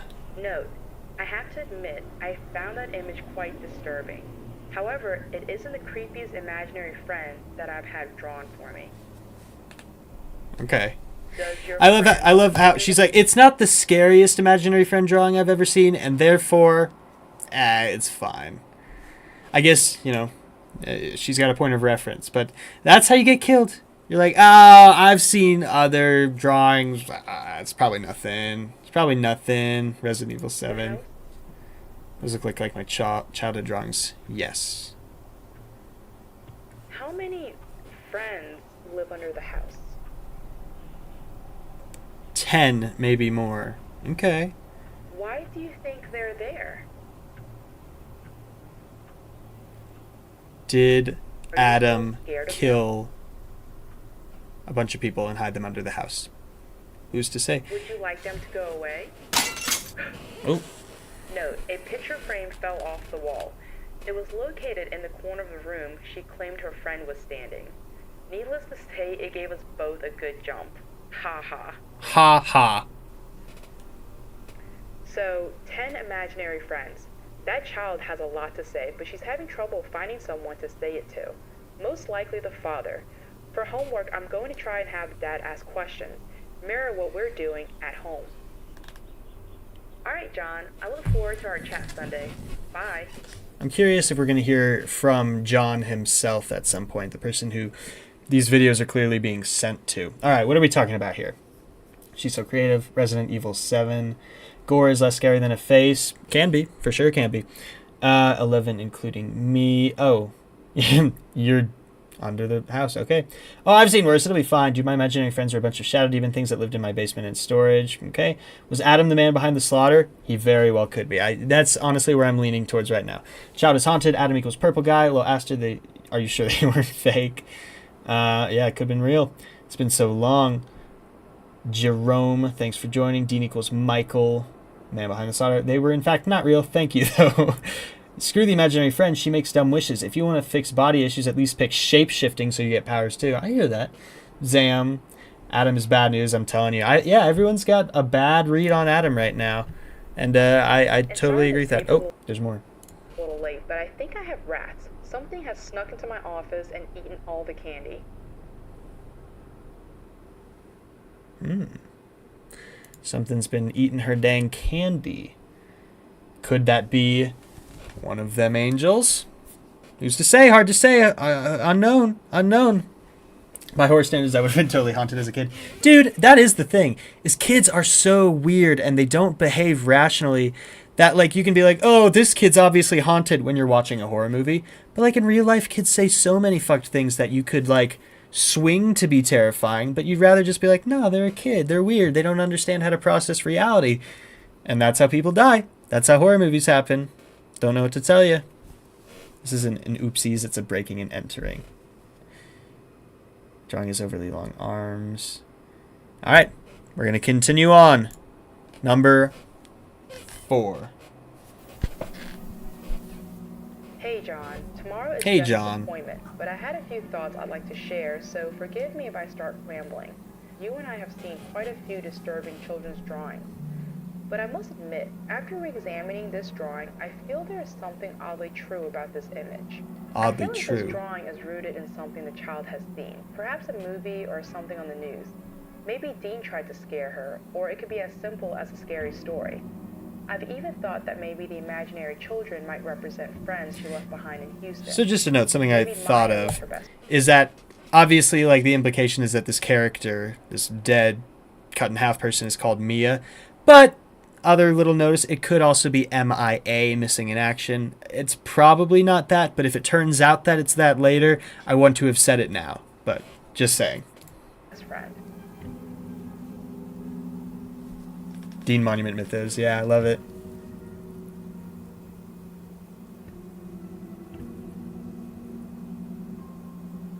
Hey, Jess, would you like to play another game? Let's draw a picture of you as an adult. What do you want to be when you grow up? Tell me right now, child. She says, okay. Someone's talking. I got to read these chats, but I'm going to do it in between videos. She wants to be a doctor, it looks Why like. do you want to be a doctor? Cute. To help people. So the kid's not I'm evil, sure you will. as far as we can That's tell. a very good quality to have. So, what does Maya want to be when she grows up? Maya. Sorry, wait a second. Wait a second. Wait a goddamn second. Maya is M-A-Y-A. Mia is M-I-A. Trust me, I know this. Resident Evil. I've been working on the sequel. It's Mia. It's not Maya. What the fuck are you talking about? Whatever. Whatever. Yeah, people are seeing Maya. That is not how you spell Maya. Yeah, exactly. Exactly. As you might suspect, John, Jess once again became fixated with the same corner of the room. As you might suspect, She John. shook her head in the negative over and over, and the motions became more and more aggressive. And as I was about to stop the young girl, Jess picked up a crayon. She did the Joker pencil trick. Mia doesn't get to grow up. Dead child. Dead child. Dead kid What alert. is that, Jess? Someone sound the Freddy Fazbear alarm. No. I'll be honest, John. I was scared to ask. Mayonnaise. Everybody gets to grow up, Jess. Not if they are dead. Yeah. Yeah. You think Maya is dead? It's Maya pisses me off. Yeah. Okay, but her name's Maya now. We're calling her Maya. So we're hanging around and pranking us. She's dead in the trunk of a car.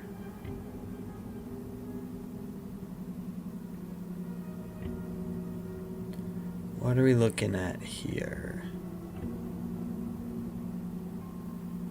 Oh, there was a car. Or maybe she was asleep and there was a car crash? Or she was already dead and there was a car crash? No. Interesting. That's interesting. So she died in a car crash, it looks like. Why was she in the trunk? Yeah. She doesn't remember. Interesting. But she knows bad people put her there. Now she lives under the house with her friends. What can you tell me about her friends? Dragon Sheep, it has always been more or less this staticky, but it could be getting more. They are all very sad. Only I can see them. So, do you play with the other friends? Some of them. Some of them scare me. And why is that? Because they want to hurt me. Bro, we're in a bad place. I don't know if a psychiatrist can help with this. And force me to live under the house. Oh dear. Does Maya want to hurt you? No, she protects me. Time's up. Oh, I guess Jessica said time's up. Before you go, Jess, can you do me a favor? For our next session, can you tell me more about your friends? Draw them? Yes. By the way, they are sorry about eating the candy. Note, and I'm sure you will ask, I don't know how she knew I was out of candy. There was a moment she was alone when she first arrived. Maybe she peeked in the desk. That's likely it, or the child is talking to the dead. Okay. End of session 3. There might be a little bit more, so we'll wait to see what else there is, but then I'll go back and I'll read everyone's comments. Usually my conversations with Mrs. Daniels don't extend too much beyond the session and pleasantries, but this time I could tell the woman was in distress. She asked quite a few questions about Maya. I of course told her that most children have imaginary friends and that I wouldn't worry. She was also very curious about the Clarks and if they had any children.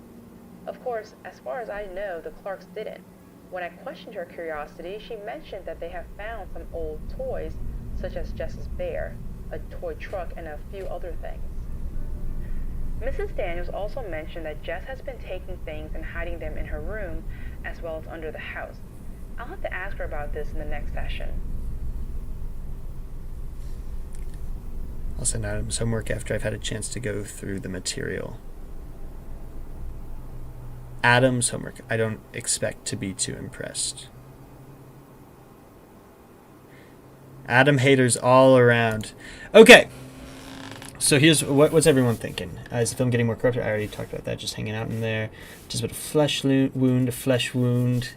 Maya could be Maya, kind of like how Thea and Tia are the same. I don't know, man. Maya, I prefer one spelling, but you know, who's to say? Is Maya dead? Yeah, dude, she's cut in half. That's funny. No, I don't think you're the one saying that, but I do think it's funny that the therapist sees this girl cut in half, and she's like, oh, could be dead, maybe. I don't know. The ghosts seem nice. Some of them. I don't know if all of them are. At least she's not alone. Yay. Ooh, I know this one. Curious what Connor will think of it. Yeah, I'm enjoying it so far. I'm excited to see where it goes. I see dead people. I get the sense that children are not evil per se, but very traumatized and hurt and lashed out.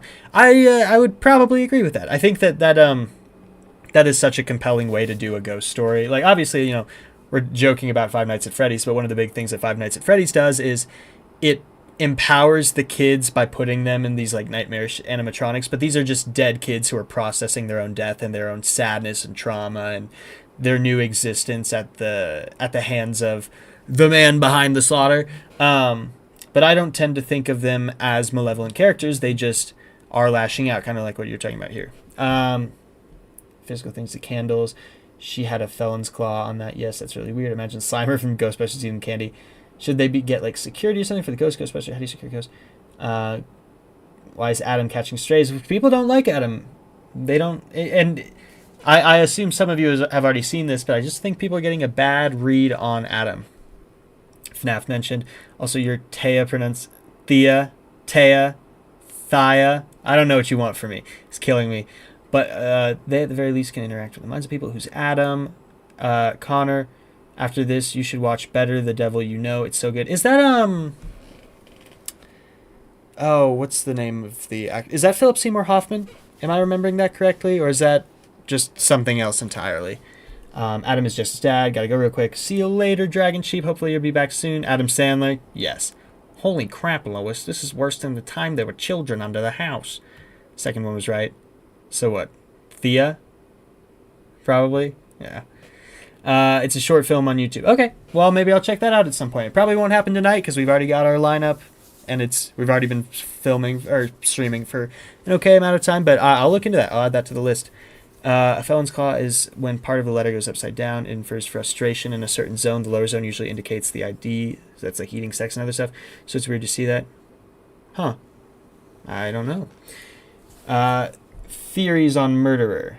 The Clarks, Dean, or Adam. No. French. It's French. Oh, Taya. Taya? Taya? Taya? Alright. Taya. It's probably Taya. Bro, what did Dean do to be a suspect?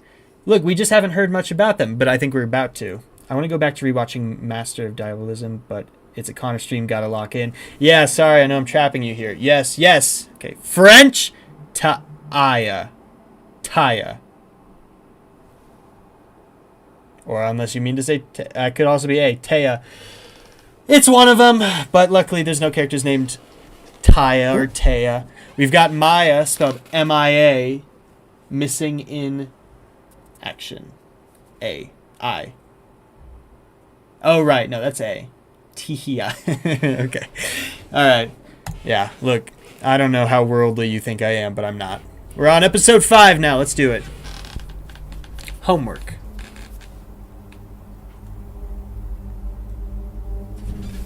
Oh my god, I'm sweating so much. I hope you guys can't tell. Oh.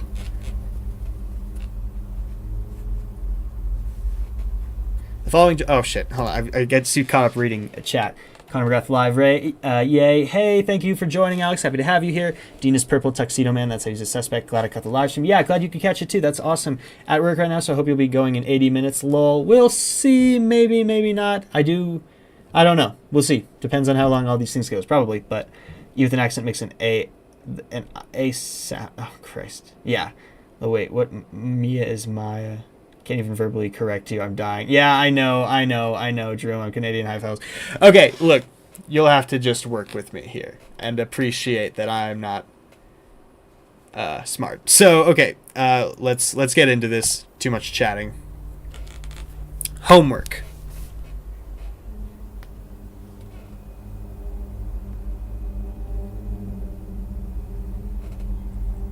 The following drawings and notes are the result of homework that I gave Adam and Jess. Adam being the dad, right? Yeah. So for them to work on together. Rattleson! Hey, thanks for joining, Rattleson. Happy to have you here.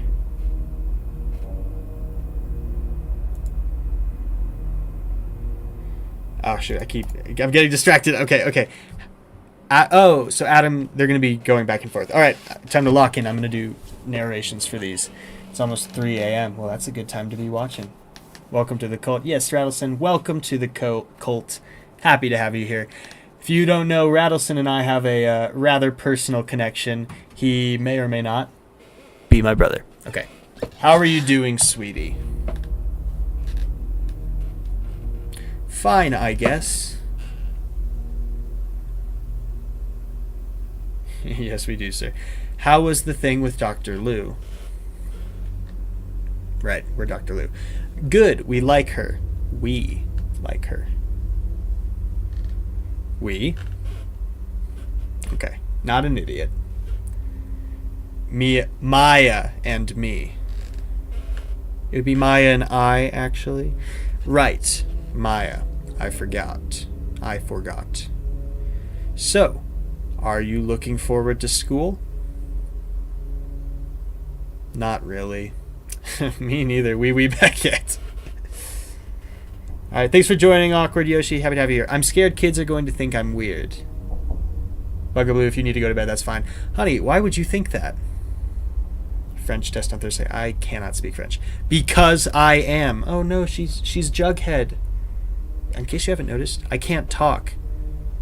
Can't or won't. And I see ghosts. Literally, I see dead people. That's funny. They're imaginary, not dead. Yeah. Are you sure that? I'm sure Dr. Lou is telling you the same thing. Maya is not real. Of course she is. I can see her behind you. Creepy. From Hit Show Riverdale. You hurt Maya's feelings. Oh, Adam, you're dead, man. You're dead. You made them mad. Is Maya they them? Now I am mad. Oh, shit. We got corruption going on. They're all imaginary, so you see them. Fine. Get ready for dinner. Adam, yeah, I don't trust him. I don't trust him. Boo, Adam, boo. Tomato, tomato, tomato. How was your day, baby? Fun. I don't like this, Dad. By words and handwriting. I know, I know. Imagine being like, okay, if you were a little kid, would you be comfortable having an imaginary friend that was a cut in half little girl? Like, I get that the whole thing with kids is that they have their scale of what is normal and what is not normal is entirely warped. But even then, I still feel like you would be like, oh, what's going on with you? But I don't know. She's clearly got issues. It's clearly affected her. So I don't know how to tell you. I don't know. I've never been a little kid. Maybe. You'll be tormented if you keep being a stick in the mud, Adam. She slithers around. I don't know if she's good at cards. I mean, are they chill? It depends if they're nice or not. Yeah, I guess so. If they come at you and they're like, hey, don't worry. I know I look fucked up. Be not afraid. Angel. Yeah, Angel. They were talking about angels. I don't know. Yeah, sounds like they've got a pretty good relationship, but will it last? That's the question. Smiling Friends reference. Bing. Maya read me a story.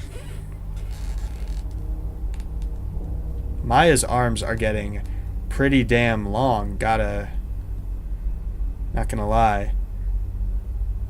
Is she grilling? Fuck politics. I just want to grill. Yeah, what am I looking at? It's like hopscotch.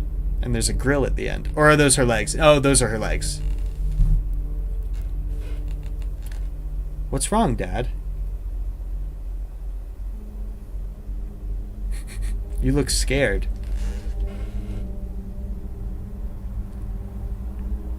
Go watch TV. I have more work to do.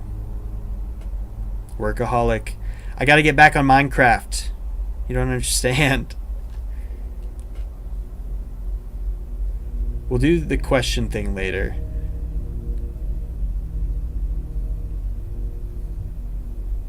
Oh, he doesn't want to do it anymore. Adam's kind of a bum. Well, he's a workaholic, but I'm portraying him as like a Minecraft YouTuber.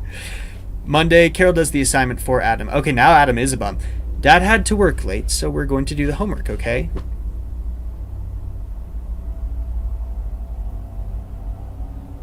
Okay. Who's calling Becca a child? You think I'll ever hear your voice again? That's sad. I don't know.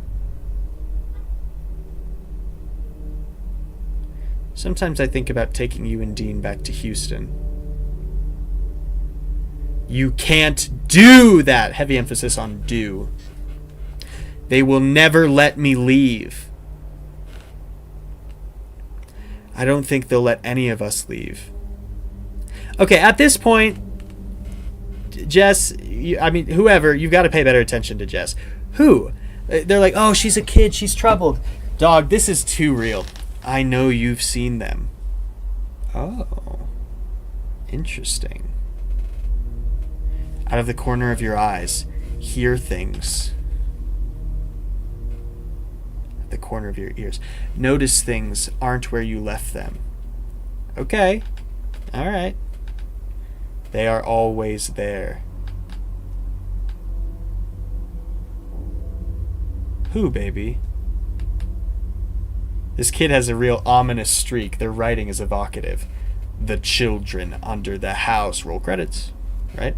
Yeah, roll credits.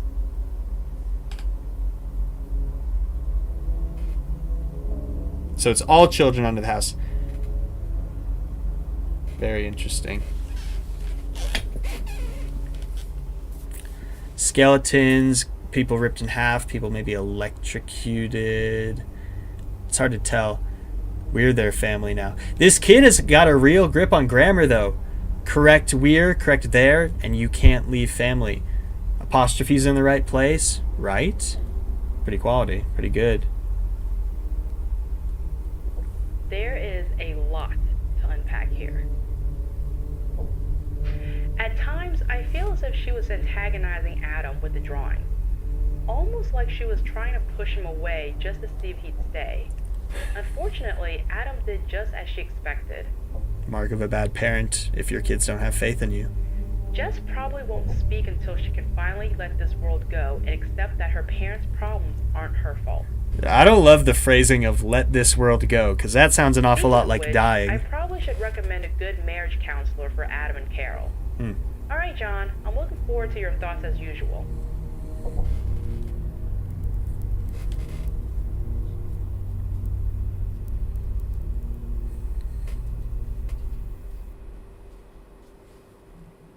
Okay. All right. That was number 5. What's everyone talking about? I've been seeing some of it, but I'm not responding to everything. Adam's kind of a bum. Adam has to go back to his league match. Becca, you're the child. Adam goes on COD and says slurs. Oh, no. What? I don't think Adam's a murderer anymore. I don't think Adam is a murderer anymore. Just a chump. You're like a baby. Oh, my God. There's a... Rebecca had a stare. You guys are funny. I don't understand if he was playing Ultra Kill instead of Minecraft. Got to get the P rank somehow. I know. He's locked in. In the background, his daughter's floating a couple feet off the ground, and he's just staring down the barrel of his screen. Just gotta get the coin trick. Gotta mix the laser with the drill feature and get it jump around. In the background, his kid's just... He's like, honey, can you keep it down? I gotta play Ultra Kill. That would be me. That'd be me as a parent, which is why I will never be a good parent. Just a little guy. It is true. Me for real. Dun dun dun. What's happening, Spoopy? I hear the creepy child voice in my head. Kind of lost, not gonna lie. What a lovely family picture. Yeah, I'll do a little recap on what I understand in just a second here. Ghosts are helping her grammar. You know what? That's real, though. I do that. You know what they say? Artists have the power. You know what I take back about what I said about Adam earlier? All my homies hate Adam. Let this world go sounds like some Heaven's Gate shit. Adam plays Overwatch 2. Indeed. This transfer my knee pain to Adam.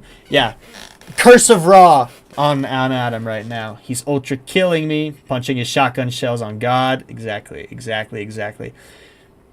So now it's down to the Clarks or Dean or unknown person as the murderer. Yippee. Yeah, I still think it could be Adam and that he's playing dumb, or that maybe the reason he stopped wanting to interact with his daughter in this way is because he recognized some aspect or a name or something about like his past crimes. Could be true, could be false. Who's to say? I don't know.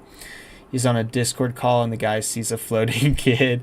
Adam needs marriage counseling because he's too busy flirting with women on Fortnite. The towers fall. No, I lost my hardcore world.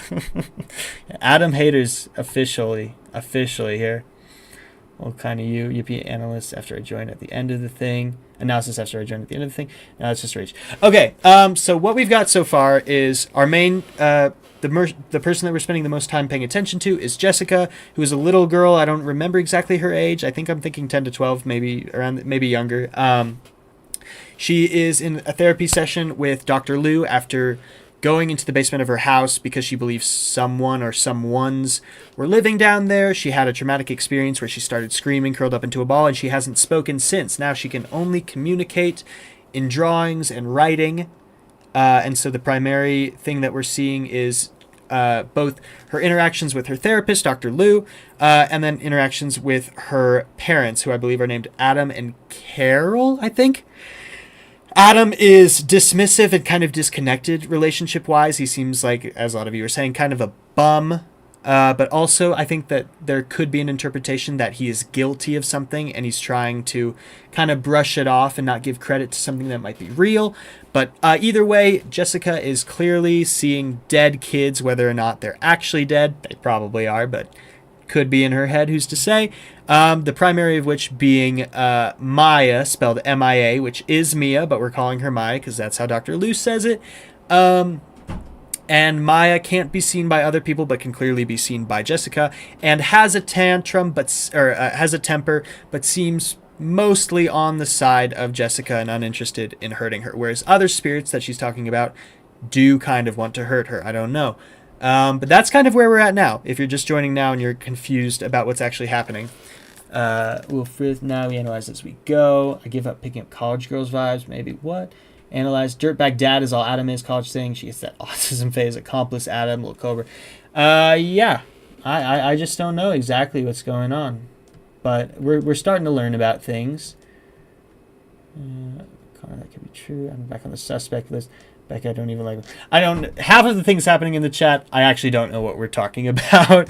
There's just people calling each other childs and talking about their preferences. But otherwise, yeah, we've got some certified Adam haters. I think Dr. Lou is maybe a little too dismissive, but clearly it's interesting enough that she's sending it to this John character. I don't think we've been given any further context for who John actually is, but that's where we're at right now. So I say we just keep doing it. Who is a child? Jessica is a child. Adam and Carol are the parents. She has an older brother named Dean, who we've seen not too much from. I just got here, and yeah, even I know Adam sucks. That's funny. Cool. Is it freezing up on anyone else, or is my Wi-Fi cooked? Yeah, is anyone having connectivity issues? I feel like I'm doing okay, but cool. Is it freezing up on anyone else, or is my Wi-Fi cooked? Ghosts are helping her grammar. You know what? That's real, though. I do that. You know what they say? Dean has a brother named Sam. They hunt demons or some shit. Cool. Yeah. Is it freezing up? I was thinking the same. The brother named Sam. Oh my God. Hold on. I keep trying to mess with it. Your Wi-Fi is cooked. Okay. Unfortunate. Hopefully you can get that under control sometime soon here. Here's a little look at the kitty. Meow, meow, meow, meow, meow, meow, meow. Okay. Back to my setup. Well, double. Yeah, sorry about that. Connectivity issues for me, so man's Wi-Fi is cooked. Okay. Unfortunate. Hopefully everything's fine. Here, let me check my Wi-Fi real quick. Make sure my Ethernet's connected. Looks like everything's good. All right, we're making good progress on the series, though. I'm enjoying this one a lot. So far, I've been enjoying everything we've been watching tonight. Nothing has truly rocked me. Like, nothing has gotten to me yet. But, like, from a fictional creative standpoint, I'm enjoying everything that's being done here. So, very cool. Very good. Oh, Aster's got to go. Oh, thanks for joining us, Stairs. Happy to have you here. Hope to see you in more streams. I feel like you're always there, so that's really appreciated. But have a good one. Everyone's saying hi to Kitty. Hi, Padme. She's a sleepy girly. Sorry, I shouldn't be doing my baby voice, but I'm going to space out and sweep my floor. Enjoy that. Thank you for hosting. I have to go to bed. Enjoy bed. Bro forgot to switch to 5G, or if you're in the UK, like they said in the last video, 3G. But we're on episode 6. Let's get into it. Earlier today, Carol stopped by the office unannounced. She handed me a folder of additional drawings by Jess. I could tell that she had been drinking, but it wasn't to the point where I felt it impaired her thinking. Well, all drinking impairs your thinking to one degree or another, but that's fine. The notes included on this tape are from memory. Regardless, I think you will find them worrisome. Bye, peeps, we're leaving. Yeah. Thank you so much for joining. I love y'all. And Awkward Yoshi, best of luck with the essay. Yeah, good luck on your essay, Yoshi. Hopefully you're still here. If not, hello, Dr. Lou. How are you? Fine, Carol. What can I do for you? Oh, okay. I was like, wait, why are they communicating over notes? This is Dr. Lou's memory of their conversation, I believe. Right? I think that's something. Do these live streams happen often? I mainly watch vids. They don't happen super often. I would like for them to happen more often, but unfortunately my schedule is super busy because I do have another job that I have to go to make ends meet for YouTube. But I am going to try to stream more. I don't know. It's hard. I don't have like a set schedule for it. I'd love to keep doing it, but this is the first stream that I've ever done where I'm just watching stuff and I'm not playing a game. But yeah, there will be more streams like this, and there will be more streams in general. So don't worry if you mostly watch the vids. That's what most people watch. But I enjoy doing this, and if and when YouTube can become my primary source of income, I will hopefully do it more. But for the time being, we are not making quick progress through these. So I'm going to try to lock in and do this video, and then I'll get back to looking at comments and talking to people. So fine, Carol, what can I do for you? Did we have an appointment? Spelled wrong. No, I'm here alone. I feel so damn stupid. I let myself believe it could all be true. Oh, sorry. Timer. I'm not following, Carol. I'm sorry. Carol's in a rough spot. What did you see, Carol? I'm kinda all over the place. A small part of me is relieved. And the other part is just really worried about my little girl. What did Carol figure out? Maybe start at the beginning. Thank you, Rebecca. Praying for your success. I really appreciate that. Thank you so much. Have you looked at the homework? I have to head out. I thought I'd stop by and say hello for a couple minutes. I have to go rot on Overwatch 2. Have a good rest of your stream. Rattleson, thank you so much for the donation. Obviously, I really appreciate that, and I appreciate you being able to join. Sorry, I paused everything, but thanks so much. Have a great night. I will inevitably talk to you later, because as I might have implied, I do know Rattleson rather personally. That's very good. Rattleson, that's so great. Win Rattlesnake, let's go! I like the sort of stream. It's great to listen to while I'm at work. Well, I'm happy that you're enjoying it at work, and that's why I'm narrating all of the things that are not said out loud, just so anyone who is, you know, passively listening or watching while they're doing other stuff can enjoy it. But we'll get back into it. Just had to appreciate the donation that I got. Thank you so very much. Very helpful, as always. Of course. I let myself believe it, all of it. Jess seemed so convinced, so sure. Yikes. Okay, so there's my, there's a blonde person, a very skinny red person, I don't know. I thought, well, hell, oh god, it's kind of hard to read. Hold on.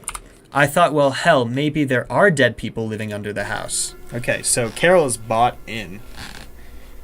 Tea and Lavender, this is the children under the house. After all, my kid can't be crazy.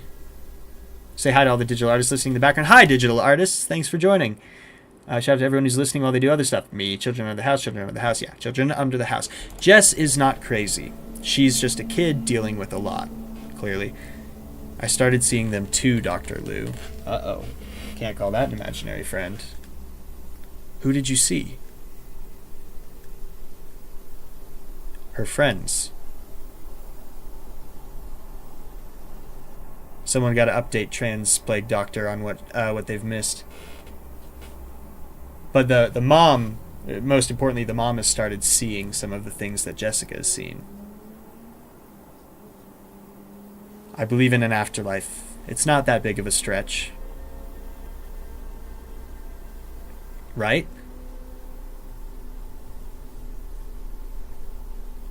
There are lots of reasons that could cause this stress. Exhaustion.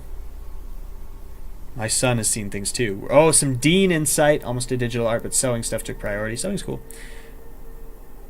I have to imagine these are still Jessica's drawings and not the mom suddenly drawing. Things he can't explain. He's heard Jess talking to another girl.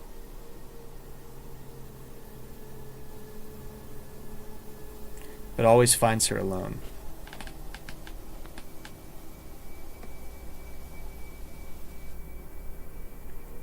Yeah, Maya's got some crazy long arms. That wingspan is insane. You know that bear of hers? We've thrown it away 12 times. Don't throw away your kid's shit. Mr. Bartleby. And it comes back every time. The therapist is kind of a chump. We're not on board with a therapist. You know, I have a colleague I think could help. Long legs too. It's the arms this time. Maybe you and your husband... Oh, what did I say? Maybe you and your husband could benefit from a session. No, I don't need that. So it's like the Babadook? Could be. I know all of this is just in her head. What happened? I had the whole yard dug up. Well, that's one way to figure out if there's something buried there. Every inch. Every tree. Pardon me. Outside the house.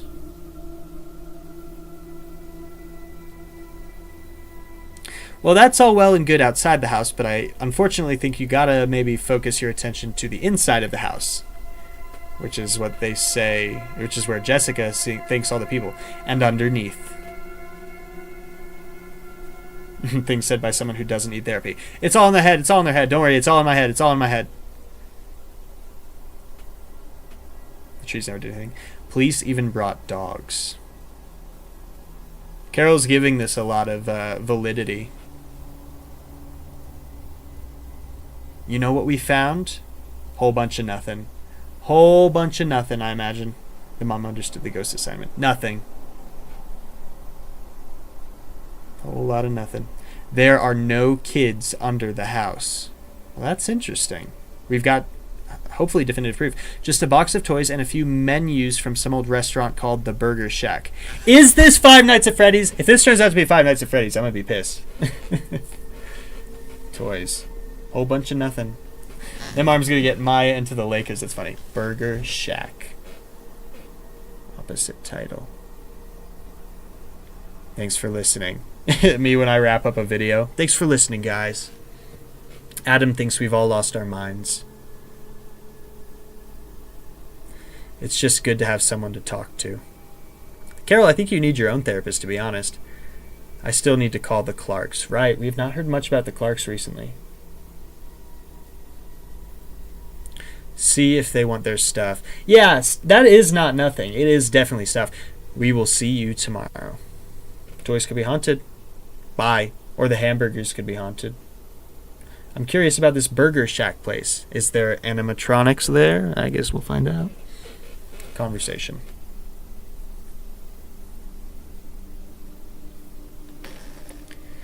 I am very concerned for Jess as well as her entire family. It's fortunate that she was able to let go of the delusion, but it is concerning how quickly she chose to buy into it. If things continue to deteriorate, we may need child services to step in. Oh, yikes. That's not what you want to hear. Let's speak after you get this. Talk soon, John. It's always the restaurant owner. This house was built on an abandoned Burger Shack. Oh my god, that would be actually a pretty funny background for a horror movie. Not some ancient burial ground, not some witches occult spot, just this was a burger place and it shut down and we set up a house right on top of it and now the burgers are coming back to get us. Burger farm. That one burger I got from Hardee's, that one stream actually captured my soul and somehow I'm under her house now. You never know. You never know. Hardee's or Carl's Jr.'s, depending on who you are. William Aftoncore, that one burger I got from Burger Farm. Adam, I know you're on wave 50, but please, your family needs you. Please stop being a deadbeat. Burger Farm. Yeah, I think we agree on the Burger Farm. Evil Hamburger. It's like the burger entries. Y'all know the burger entries? Y'all know the burger entries. Yeah. Yeah, I'm enjoying this. I need to get through it faster. So let's just move on to episode 7. Hi, John. It's a few hours before Jess's session, and I just received a phone call that absolutely made my day. Okay, so improvement maybe? Adam called and asked if I had a reference for a marriage counselor. Okay, Adam's being proactive. Rare Adam W. This is an incredible step forward. I'd like to think that it was something I did, but the likelihood is Carol's recent actions have had an effect. Wait a second. Sorry, just realized. This is such a dumb realization. Jessica's favorite food is fries. Where do you buy fries? At a burger joint. What did they find under the house? Menus for a burger joint. Now, this is probably somewhat relevant, but I have no idea how it could be. We'll find out, I imagine. But could be the purple burger. The burger behind the slaughter. The fries behind the slaughter. The fries behind the coleslaw? I don't know. Whatever. Vita Carnes Meat Burgers, Big the Purple Burger Farm equals fries. It all comes together. Yo, absolute cinema. Let's continue. Sorry, that was a dumb realization, but I just had to get it out there. Or at least in his own words, it's time to focus on what's important. Covering up my crimes. I still believe Adam's guilty. Hope. Even if they can't save their marriage, they may be able to learn how to cope and keep their problems from spilling onto Jess. I want a better understanding of Adam's character, other than just referentially. But he does seem like a piece of work. By the fries No. Warple. Considering what I have reviewed in the homework and the conversation with Mrs. Daniels, I was surprised to find Jess in such a chipper mood. Just as a curly redhead, looks like. Long ass arms. Oh, Maya looks happy. Kind of. Hello, Jess. How are you today? Great! In a heart. The man behind the fryer, the man behind the cashier. Yeah, okay, there we go. And Maya says hi too. Everyone say hi to Maya. Oh, hello, Maya. So what's new with you? Respectful. Note. She opened a manila folder and handed me a note from her dad. Long arms better for hugs. Oh boy. Okay. Hi, sweetie. Oh man, this is actually very hard to read. I'm sorry about the last few weeks. I'm sorry about a lot of things. I can do better, and I will do better for you, your mom, and your brother. I love all of you more than I love myself, and I'm going to start showing it. It's a good sentiment, but that stresses me out. When someone's suddenly like, I love you, and I'm going to start showing it, I'm like, what's happening? What's changing in your psyche? Why are you suddenly having this reaction? Like, what are you about to actually do? I'm ready to start believing you, baby. Stressful. I don't know how I feel about that. Love, Dad. The dad is very suspicious. W dad for that? Yeah, I don't know. I don't know. Clearly, Adam is turning a corner. I believe this will be very important in getting Jess to start speaking again. The entire every part of the series is like, Adam's changing. He's becoming better. He's doing it for. I'm like, what's he about to do? He's about to look so great, and then he's gonna eat an entire baby. He's just crazy, man. It's stressful. I don't know what to tell you. He finally stopped playing League of Legends. He put the controller down for good. He was like, this isn't as good as the show made me think it would be. Don't know what to tell you. This is great, Jess. So is this why you're in such a good mood? Yeah. Smiley face. And Adam changing, definitely possessed, I know. Dad wants to take us on vacation. See, he's gonna kill them. We might go to the beach. Or the mountains. Any place where it's easy to dispose of a corpse. He said Maya can come too. Isn't that great? Of course it is. Either place sounds like it's going to be a lot of fun. This therapist. I was Oh yeah, surprised you were I will not question that at all. Did you have a chance to do the homework? Rut-row raggy, indeed. Cat demanded couch cuddles. Indeed. Yep. Bad vibes. Bad vibes. Not trusting Adam. Maya helped. No. John, I thought I was prepared to see what she wanted to show me. I was wrong. There's a burger. That's a burger right there, I tell you. Brad with a toy boat. It looks like Maya with the toy bear. Probably the same bear that Jessica has. Two people in the background. Perhaps parents, perhaps someone else. The bad people gave Maya Mr. Bartleby. That's how they stole her. Maya wishes she didn't leave her family. The burger farm reappears. What are they doing to Mr. Bartleby? Maya's family. That looks like Adam. That looks like how Jess draws Adam. Shelby? Shoddy? Shetty? Shelly! That's Shelly. That's Shelly. She's got a green thing. Oh, Shelly, you look like a nervous system now. That's not good. What happened to you? What happened? Shelly was scared until they gave her some medicine, but it was too much. Then she woke up under the house. There's Wendy.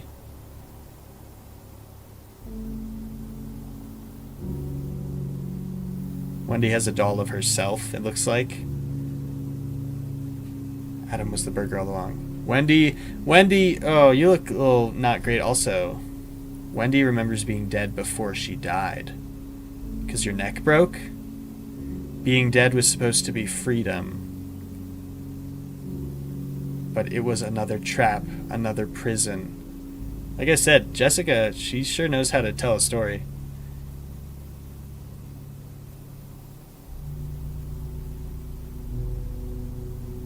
He's got a train or something. Zach, the boy who burns. Ooh, Zach. Not looking good for you, my man. Zach doesn't remember his family. Every day was blurry until the last day. Zach was stuffed in a fireplace after his neck broke.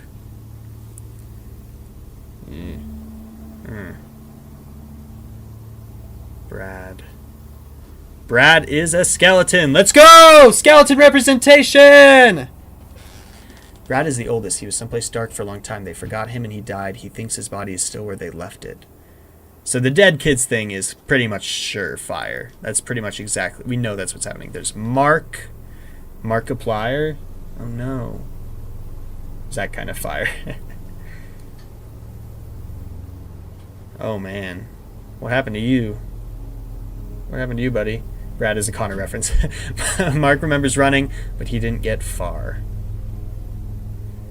The last thing he remembers is a loud bang. Then he woke up under the house. Okay, so he got shot, it looks like. So they're all outside Burger Shack. And this is Kate, I think.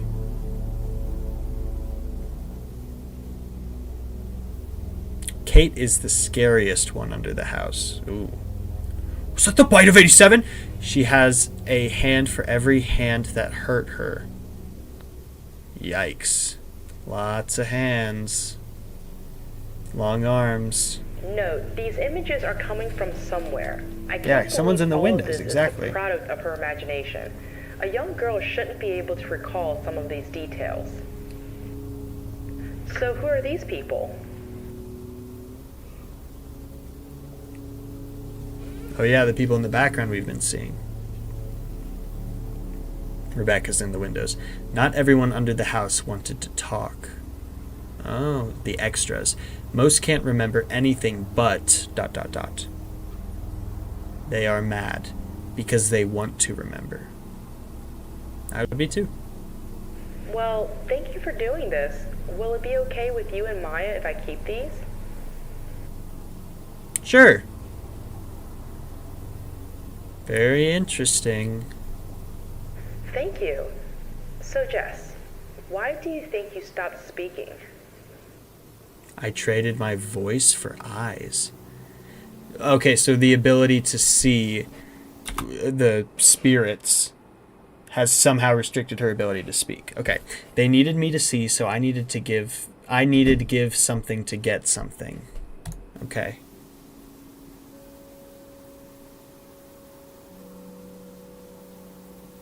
It was the only way to see my friends. So you don't think you'll ever speak again? Maybe. It depends. It's a good thing she can still communicate so clearly. Depends on what? If they ever get to leave. The genie's wish. Can I ask you a question?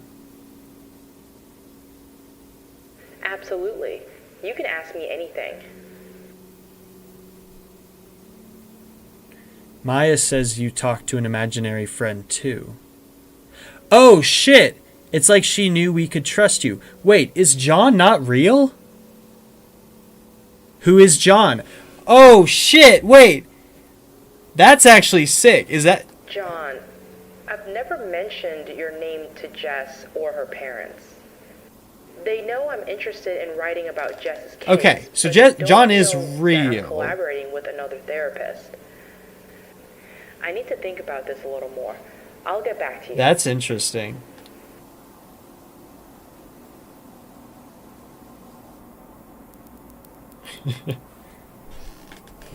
Alright, I think that's that for this episode. Alright, there's some interesting stuff to talk about there. Someone in the chat asks, Casey asks, was Kate essayed? Possibly. I mean, I think that's definitely an interpretation. Hands, the amount of hands that hurt her, human trafficking, someone else said. So a bunch of kids are dead under the house, and somehow burgers are involved, and Adam is probably at fault. I don't know if Adam's at fault. I feel like we're throwing a lot at Adam, but that's still a suspicion I have. Was grammar part of the deal? Okay. Children are not evil, just traumatized. Man, Adam finally stops the grind, and boy still gets slandered. What? Yeah. John therapy. Maybe Maya can look through walls or something. Might have been Snoop and John therapy. My good friend who's definitely certified Father John. Wait, it kind of gives, what's that one series with the person who made the Walton Files like they made a separate series about trick-or-treating? I actually don't know about that. I've seen the Walton Files, but we found the priest. That is certainly interesting. I think if it was revealed that somehow John wasn't real, that would be crazy. I don't know if that's the case. It doesn't seem like that's the case. Dr. Liu is treating this John character as if they are a living, actual therapist that they're working with. But you never know. You never know when there could be something behind the surface, or behind the scenes that we're about to get exposed to. Oh, I know what you're talking about. The pumpkin rabbit. Yeah, I don't know. But yeah, so we're seeing a series of different deaths, but they're all ending up in the same place, which is interesting. How could all these people, all these kids, have died in different ways but ended up in the same place? Are they being killed intentionally, or are these all freak accidents? Like, whoever was, I guess Maya was in the back of the car when it crashed, and that killed her, it bisected her. Was she going to be killed anyway, or is it just this weird coincidence of kids accidentally dying, but at the same time, who's hiding them? Maybe Adam. That's, I think, where a lot of us are leaning towards, but I don't know. Brilliant theory. What suggests some do? What if John died and she doesn't realize it because she hears and sees ghosts? Very possible. I think that could be totally it. I actually got here too late for John therapy. No idea who he is. That's the person who the therapist, the Dr. Liu, is addressing at the end of all these videos. We have not actually met John, so you're not missing too much. I think it's a mix of accidents and getting rid of evidence. Then why would their stuff be under the house if it was accidental? Exactly. It's hard to tell. In Wrath, it's the person the doctor is sending the tapes. Yeah. John therapy, my favorite totally licensed therapist. He likes to eat burgers that were dug up from Burger Farm. Oh, John being dead sounds interesting. Hard to say. Who knows? I think that could be a really interesting reveal, but we'll have to keep watching to find out. So let's move on to episode 8. I think there are 11 episodes. Yeah. So gotta keep going. We're getting close. This one's a bit shorter. Children under the House, episode 8. John, I know you disagree, but I'm leaving for the library. I have to know if any of this is true. So she is getting communication from John somehow. I know you think there's a logical explanation not rooted in the supernatural, but unfortunately I just don't see it. And John is anti-supernatural. I have never mentioned your name. Your name isn't written anywhere in my office. It's not even on the tapes. And no, I don't edit these videos in the same location I see patients. I've gone over every suggestion you gave me, and none of them line up. Not one. Look at it this way. If I find nothing, this will be your chance to rub it in. Tell me you told me so. God knows it wouldn't be the first time. It would be the first But time. if I do find something, then I'm not sure if I'm the right person to help this girl. Research. Feels like even Dr. Liu is starting to buy in a little bit now. It took most of the day, but after going back nearly 10 years, I found what I was looking for.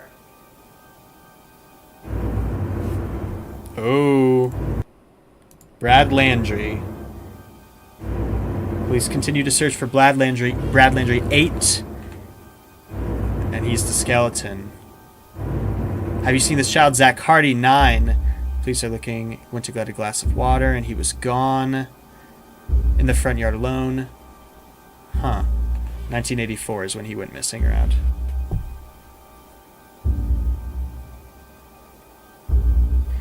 Zach Hardy never found. Police closed the case. He's the one who was burning. Wendy Peterson, 8 missing. Police have no leads. So these are real people. Real kids. Getting into a large white van. The witness, her brother, said she was playing with other kids. I figured she'd be safe. There's so many grown-ups. Tom was not able to see the driver, the license plate. Wendy. Another child missing. Police have no leads. Kate Jones, 10. Taken. Police baffled. Child abductions or serial killer. 10 years of missing children. 15 gone without a trace. I really like this. This is a good reveal. Kate Jones, 9. Kate is the one who had all the hands. Mark Williams, 8. Vanished. Okay, so this is clearly intentional, not accidental. Shelley Cameron, 7. Missing. 4th in the last 4 months. 1 year later, Shelley Cameron still missing.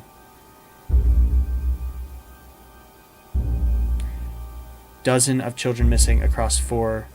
Search for youngster, 9. Maya Martinez. We looked away and she was just gone. So all these people are disappearing in an instant, it looks like. Someone went away to get a glass of water. Sad end to Maya Martinez's investigation. Body of missing girl found in trunk of known criminals. Okay. An accident leaving 2 dead appears to have also ended the life of Mia Martinez. The young girl has been missing since Saturday. Her kidnappers, Ralph Kemp, 43, and Gerard James, 38, both frequent residents of the parish penitentiary, crashed into a light pole. Is that how you spell pole? Am I an idiot? Late Sunday night. Heavy alcohol use was likely the culprit. The young girl's body was found in the trunk of their vehicle. It is believed the child was a victim of a child trafficking scheme. So whoever said that in the chat, you got it right. Autopsy results show that the girl had high doses of heroin in her system.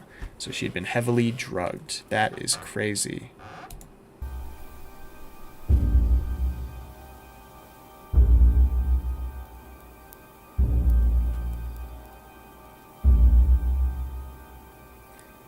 Maya's family. They're all real, John. They were someone's children, someone's babies. But why are they under that house? The music is really good here. Why are they drawn to Jess? Did the Clarks see them too? I understand if you want out of this, John. I know you're not that comfortable. Hold on. The phone. The phone guy! Hello? Phone guy! Speaking? What? When? I understand. Thank you. John, Adam was just murdered. What? Adam was just murdered? Ooh, that makes Adam a lot less likely of being the culprit. That's crazy. Huh. Wild. Okay, so we have confirmation. These are all missing kids. They went missing very mysteriously in like a split second, but they all died different ways. Now, one of them, we actually found out who the kidnappers were. Ralph and Gerard, who, these older men who we're not sure why they kidnapped her, but they crashed and she died that way.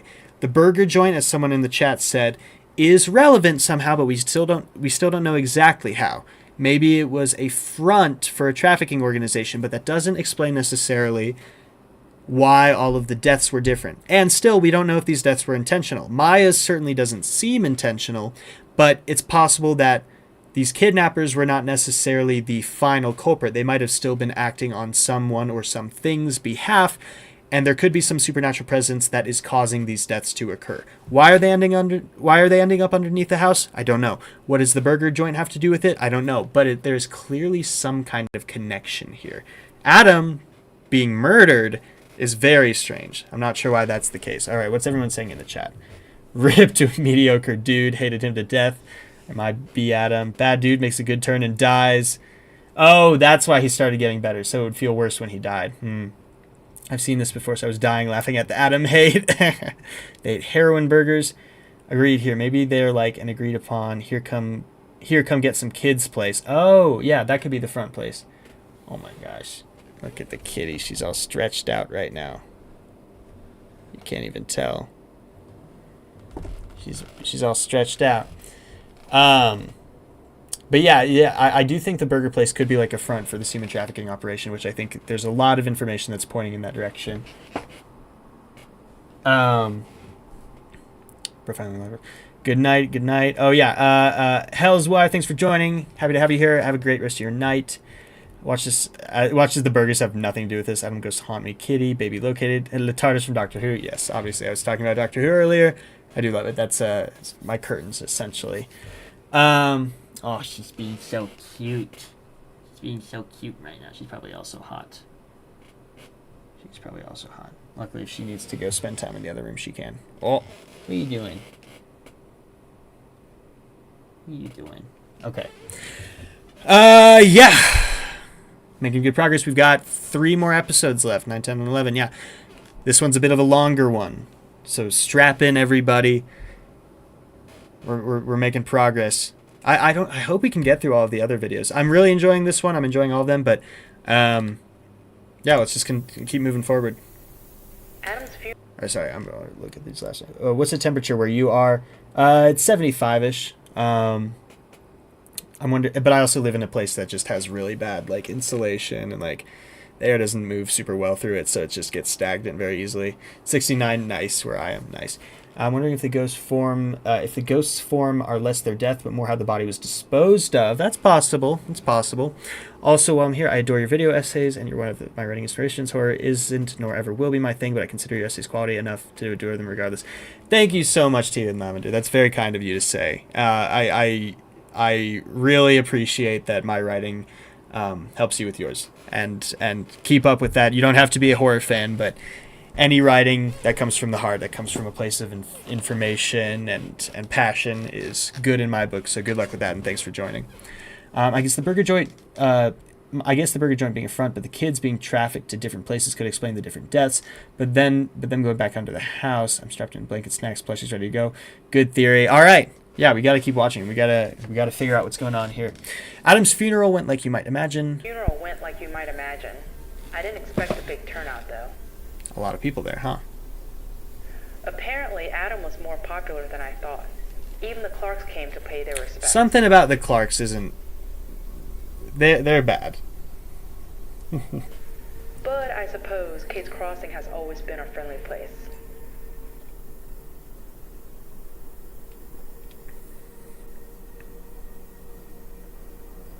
I wonder if the name Kate's Crossing is relevant at all. There was a kid named Kate, but it was with a K. Police said it was a carjacking gone wrong. Oh. A closed casket funeral. I don't want to know what they mean by gone wrong. I mean, you have to assume it's they tried to get him out of the car and he wouldn't comply, so they killed him. But I mean, what happened when gone wrong is he died. Like, what are you talking about? Yes, I've got a little bit of wine. Yeah, let me do a little refill. I really feel for Carol and the kids. With everything they've already been through, I imagine the situation seems impossible. I just want to help, but I really don't know how. Carol told me in passing that they were moving back to Houston. Kate's Crossing is a bigger thing in the larger series that this creator makes. Okay, I should be hopeful, but I keep thinking about what she wrote in the homework. They will never let me leave. Do I show Carol the articles and beg her to stay? Or let them go and hope for the best? And if they do go, how do I help those poor children trapped under the house? Alright, so Dr. Lou is bought in now. Too much, John. Too much. I have a week before her session. I'm going to think it over. Session 5. There should be support groups for people with popular names for horror movie victims. Yeah. Sorry about that, Katie. No. Katie Deaths. I've gone back and forth on this, but after the session, I'm going to share the articles with Carol. If it were me, I'd want to know. Yeah, actively engaging in horror and not just watching analysis is a lot of fun. And, you know, There's a bit of a split Hi, here where Jess. I'm doing How some are you analysis today? at the moment, but we're all kind of theorizing together. I enjoy it. Jess is sad. I'm sad, she says. I know, but that's okay. It's natural to be sad when we lose someone we care about. I didn't lose him. He was taken. Yeah. Yeah. Jessica, Jess. We got Jess's and Katie's here. Oh, shit.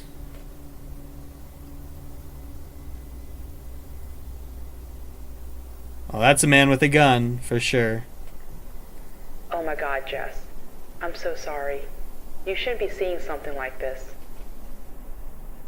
The question is Adam under the house now? It's okay. I'm kind of used to it. Is that Shelly in the background? Yes. She liked following Dad. She said the man in the mask seemed familiar. Oh shit, what if it's the people from No Through Road? Okay, so he was wearing a mask. That's gotta be the Clark guy, right? Does she know who that is? No. But she heard his voice before. Really? Where? She doesn't remember. Can you ask her again? Shelly disappeared a decade ago. That can't be a coincidence. Yeah, Rebecca, unfortunately you missed it. We did No Through Road first, so if you want to go back and rewatch, we did that first. She's sorry. But she doesn't remember. Just pieces of things. Jess, I want you to tell your friends that I want to help them, but I need any information they can give me. Can Shelly or Maya ask the others? Anything might help. No. She started acknowledging people in every direction. I got the uneasy feeling that this room was filled with children. That is spooky.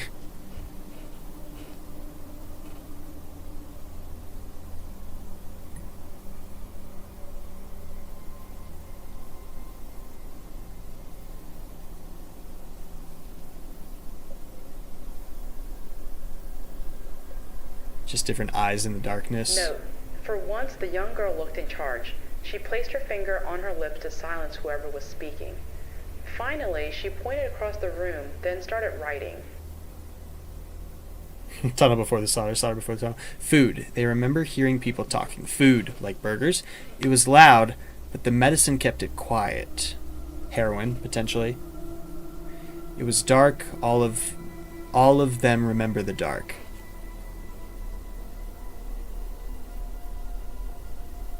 Some remember more faces than others. Money, there was always money. The woman was nice. She always brought food. Burgers. Mark said maybe it was a man. He was nice too. He brought toys. Okay, so those are probably the toys that were found under the house. Thank you, Jess. Everybody. I'll do my best to try and figure this out. Okay, so she's actively addressing the dead kids now. She's so botted. You never told me who John was. John is a friend. We went to school together. We worked together for a few years. He lives in Florida now with his wife and kids. John's dead. I'm calling it. John's dead. What Maya has noticed is that I sent him tapes of our conversations. I was hoping he could help me with your case, and we were thinking about writing a book about you and your friends. Medical burgers spiked with estrogen. So he's not a ghost. Oh! No, not yet anyway. Does this bother you? Or your friends? Nope. Okay. John just got doxxed, yeah.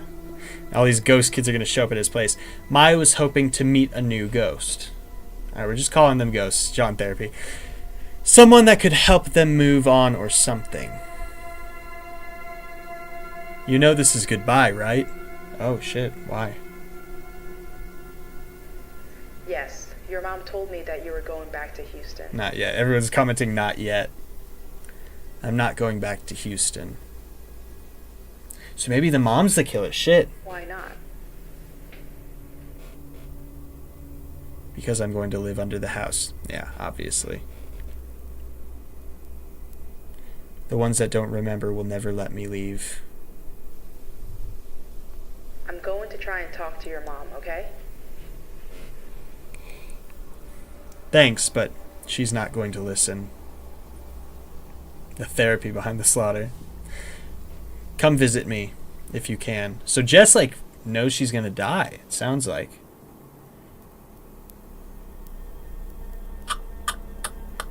Maybe the true therapy was the friends we made along the way. The ghost children friends under the house we made along the way. The following notes are from memory. I want to thank you for everything you've done for Jess. It was my pleasure.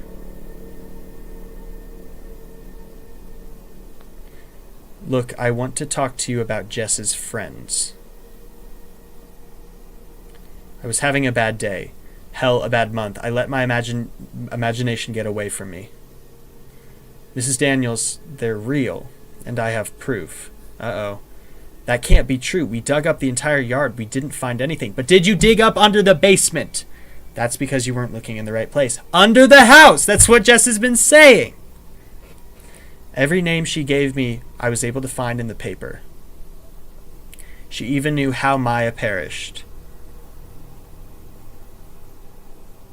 Then Jess isn't... Jess's problem is supernatural. Oh, man. Not a great therapist, but the right therapist for the job. And it's a good thing we're leaving. That's what I wanted to talk about. I was hoping you'd consider staying. Why? I'd like to try and help them, and for that I need Jess. Also, she doesn't think they're going to let her leave. What does that mean? It sounds like a threat. According to Jess, it is. Then that's a good enough reason to leave, isn't it? Would you want to live with someone threatening your little girl? I understand, but this might cause more problems than solve. And then there's the other children. Look, I'm sorry about those children. I really am, but I have to worry about my kids first. Thanks for everything. Okay, so I don't think Carol is evil. Yeah, Dean. We don't talk about Dean at all. Jess's last session was 2 weeks ago. Dean's still on the phone. The next day, Carol left with Dean and Jess. They didn't get more than 2 miles away from the house when Jess had a violent seizure. Not letting her go. Jess hasn't been the same since. She no longer communicates. She just sits in the corner, blankly staring at the wall. Talk later, John. Talk later, John.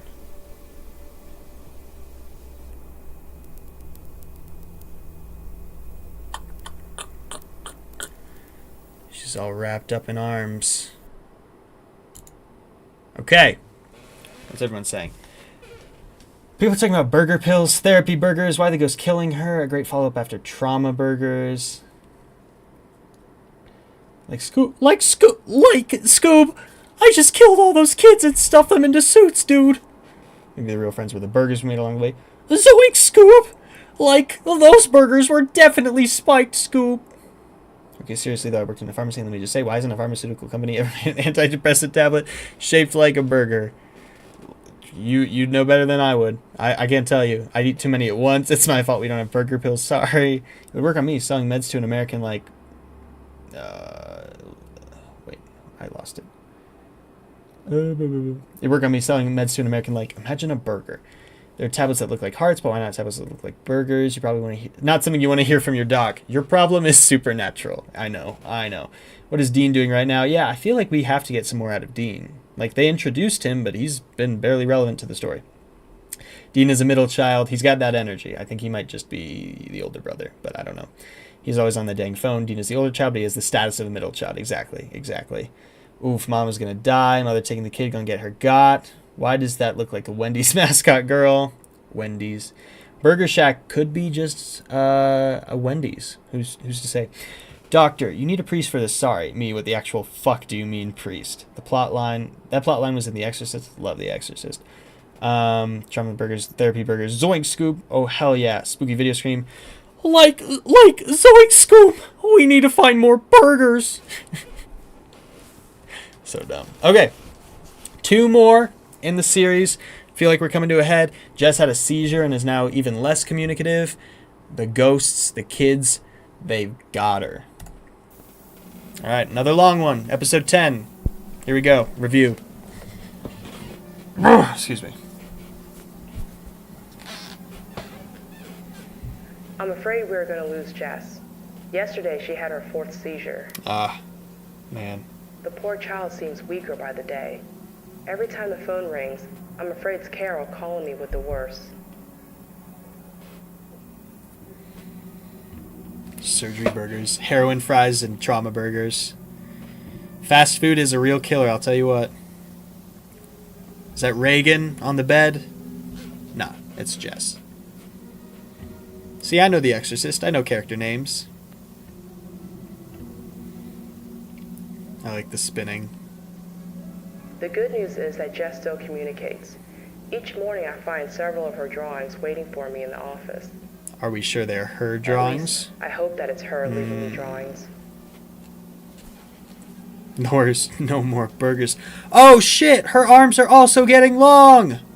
No! No! Can ghosts eat burgers if they're ghost burgers?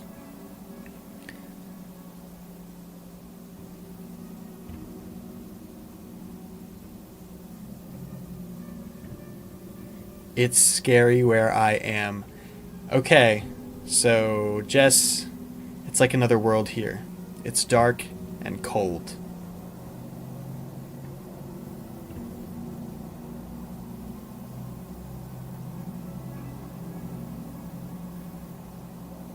I'll definitely do a Monument Mythos stream at some point. I've already seen all of Monument Mythos, and I think it's so great. But we'll I'll do that I'll save that for a separate stream. Well, there she is with Maya. Perchance. Dad isn't here. So Dad ascended to heaven. I guess Adam wasn't that bad. Shelley said he moved on. I don't know what the noodle arms represent. Dad reached out, tried to take her along, but something kept her here. Huh. Same thing keeping all of us here. I figured the noodle arms are what it's trapping them for whatever reason. They are so confused.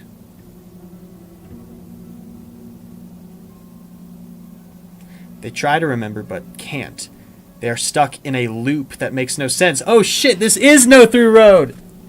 It's a loop! They only recognize pieces of things. Is this going to happen to me? I'm going up to the place where he can always play Minecraft. He played League. No way he's in heaven. Brittlebones Nicky. Had 100 pounds on me, call me Brittlebones Nicky. You're not gonna push me around. Tell Mom she can leave. I'll be okay. Oh, this is so sad. It's tragic. Tunnel Man runs the burger joint. Tell Mom and Dean I love them. Yeah, what about Dean? What Jess about is Dean, not though? dead yet. Yet. There has to be a way to save this girl. A way to get her soul back in her body. I'll do a recap at the end The of this time is episode. running out. I called the Clarks in desperation. I was surprised they moved back to Kate's Crossing.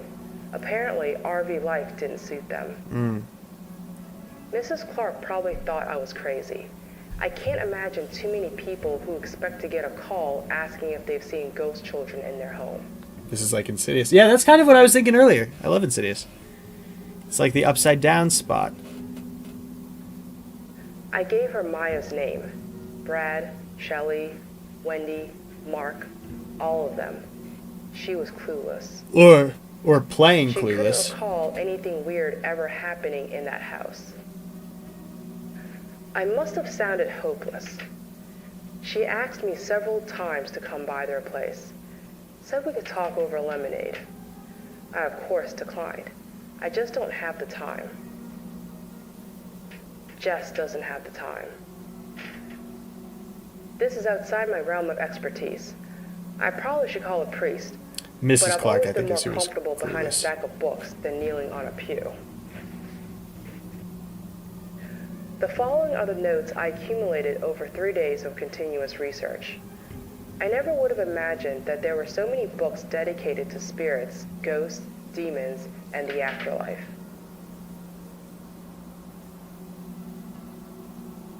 Notes: what creates a ghost? 1. Murder, especially if those that remain unsolved. Sometimes the ghosts will not move on until the murder is solved. Best hope of ending this, but who could have done this? Like the Clarks, I don't know.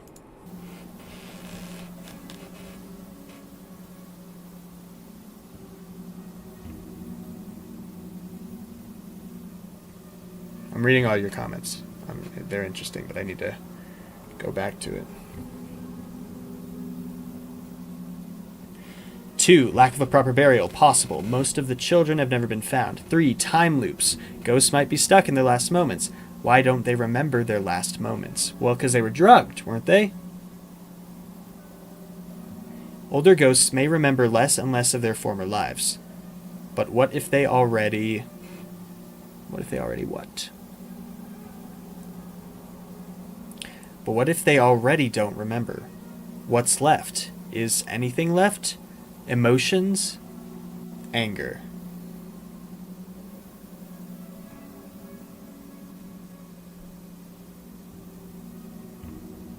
Welcome back, Dragon Sheep. Possession. Was Jess possessed? Don't demons possess people? Can ghosts possess people? Oh, yeah. Is that the case here? No, no, no. The children are victims too.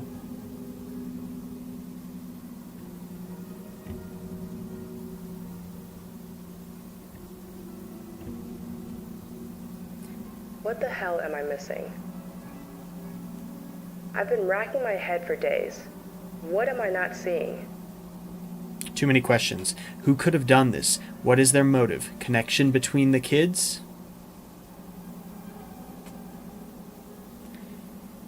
How does Ralph Kemp and Gerard James fit in? That's what I was talking about. Were they the killers? Were there others? Heroin? Why are the kids under the Clark's house?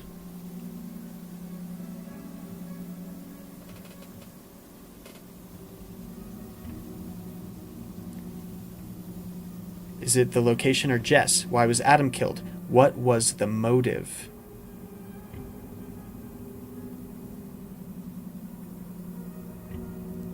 Maybe there's a piece of something in one of the drawings that I missed.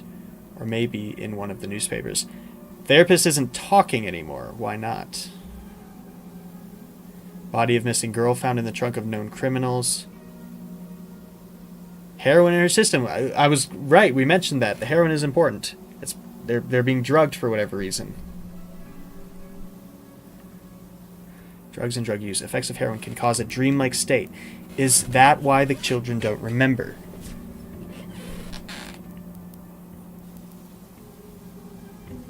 Their last moments were a drug-induced dream haze. They are reliving that confusion. But why would you do this?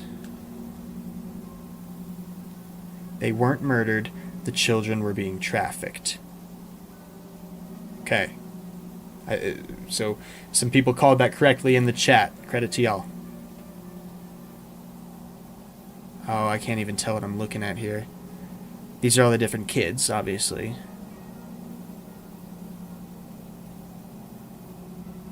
It's like Jess said, the ghosts only see pieces.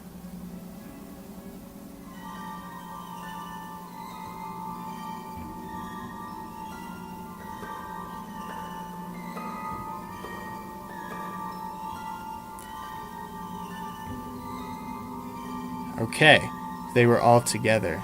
I thought that this was the case, that there was something. They're hanging outside of a burger place, and that looks like Mr. Clark on the inside. Has to be. The Burger Shack. Yeah, that's Mr. and Mrs. Clark inside there. They have to have been the ones behind the trafficking.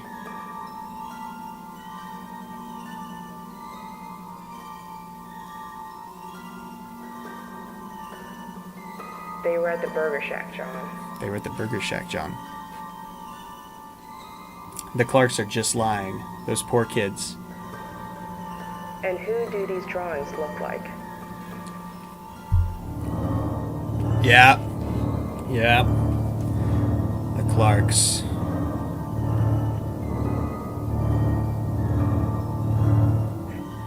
Oh my god, it was the Clarks. And I've told them everything. I need to go to the police. But who's gonna believe this? That's where you fucked the up. Clarks are one of the most prominent families in Kate's Crossing.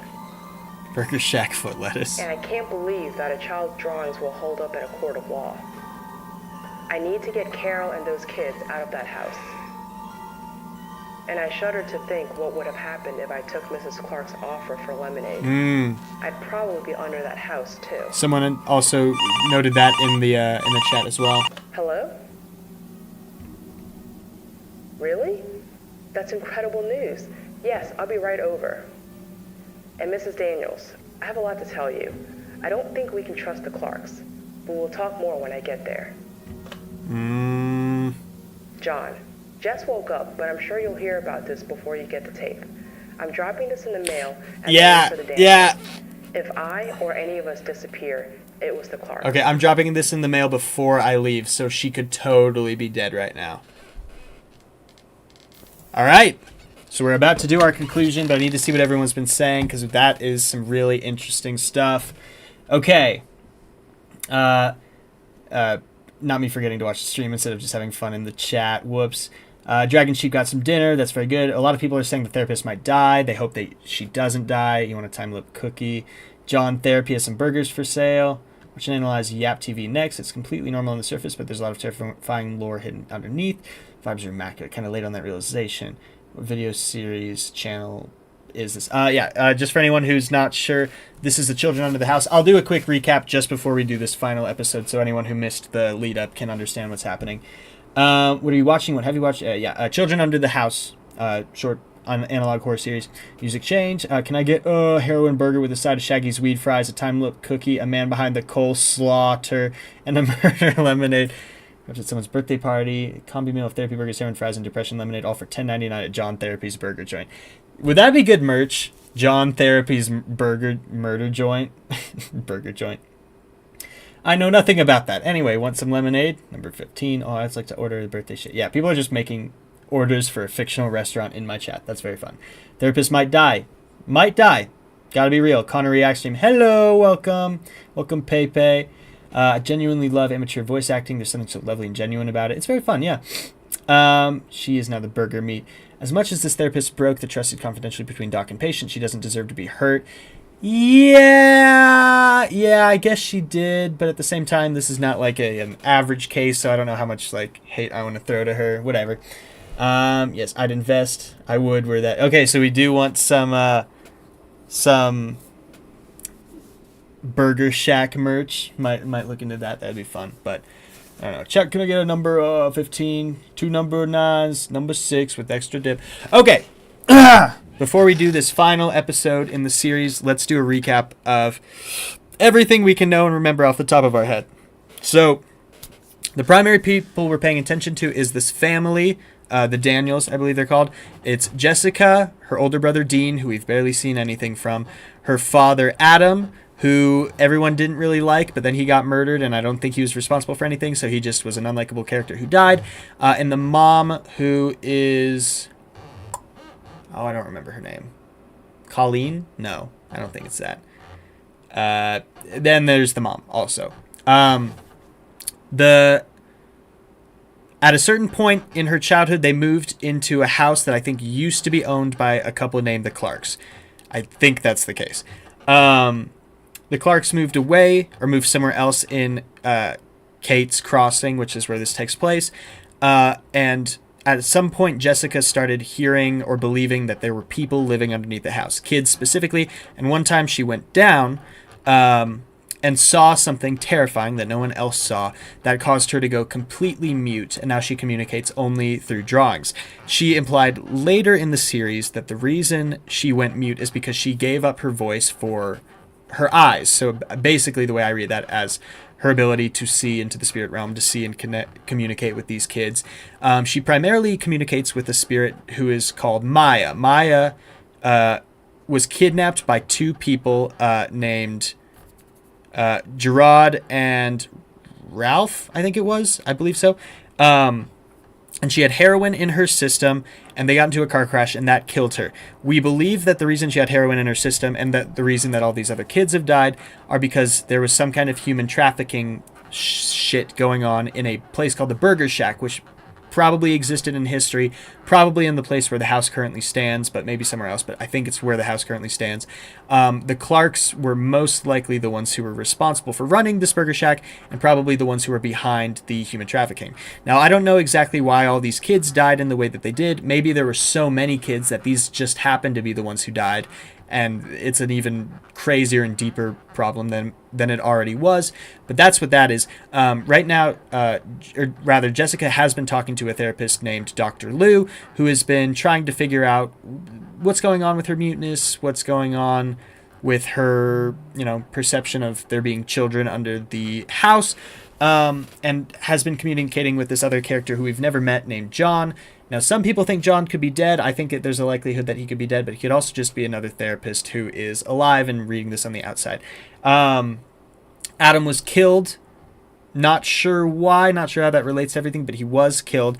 And the mom wants to take the family away from the house. As soon as the mom tried, Jessica started having seizures, and that has clearly left them in a position where they can't leave. Now, the reason she's having seizures are probably because the restless spirits of the children, specifically those who have a even worse grip over what actually happened to them, don't want her to leave. They're trying to keep her there, and they probably want her to die and come live with them. Not because they're evil necessarily, but because they're traumatized and they're just lashing out. And I believe that is the case. Some people think John's alive. That's cool. I think I've got everything. The therapist has discovered that the Clarks are probably behind this human trafficking thing. She's left all these tapes for John, and she's going to investigate and try to get to the bottom of everything that's been happening. She might die. That's a very real possibility. We've gotten very little about Dean, but this burger restaurant seems very relevant. There were toys in the yard outside that were dug up, but I don't think they ever dug specifically underneath the house, and that'll probably be the necessary thing to finally put these kids' spirits to rest. Now, what's everyone saying in the chat right now? 55 heroin burgers, 55 heroin fries, 55 heroin lemonades, 55 birthday, 55 burgers, 55 tacos, 55 burritos. I love that video. Or I love that episode of I Think You Should Leave. Okay, some people think John's alive. Carol is the mom. Yeah, not Colleen. Thank you, guys. Dean's still yapping on that phone. Wait, what's going to happen to the mom? I don't know. I think the mom will live, probably. Clara has at least 3 of the same letters. 50 is ain't bad. Yeah. Clark's moved so they wouldn't be investigated and then came back to reclaim power. I think that makes a lot of sense. Maybe they took trophies of the kids back, or maybe they held them there for some time. John therapy. I think John's alive. We need Merc. Dean be like, man, what is that awful rotting spell? Anyway, time to go back to the phone. I think these kids remain specifically because of an attachment to toys under the house.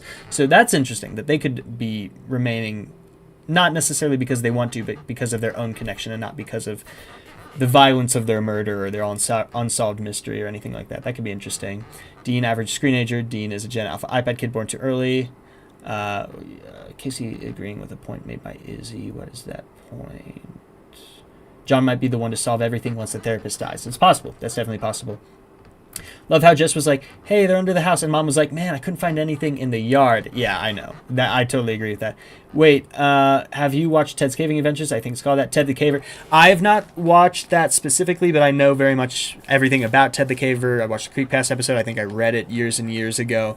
It's like a huge internet horror legacy. It's an icon of that. So I'm very much aware of that. But yeah, okay. So I think that's our main recap. Right now, we're kind of at the climax. The therapist, Dr. Lou, is going to investigate what's going on, try to get the remaining family out of there, see if Jess can be saved, see if the Clarks can be stopped, whatever's going on. And I think it's about time that we finish up the series. After we finish this, we'll take another bathroom break and see how much more we feel like doing. Maybe we won't get through everything I talked about tonight, but we'll still try. We'll still try. But let's finish out strong. So many thoughts were racing through my mind as I drove to the Daniels home. The Clarks, Adam, the children, Jess. Why was she able to wake up now? What changed? Did I do something? Hell, maybe the ghost let Jess go. Maybe she escaped.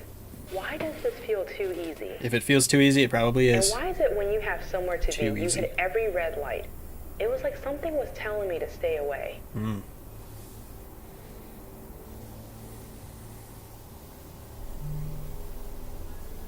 A lot of dread. Very ominous here. The moment I walked through the front door, I found Mr. Clark Oh, pointing shit. a gun in my face. Jess wasn't awake. I was lured here, and I didn't need to guess why. I knew in my heart that this was my fault. We were all going to die. Okay.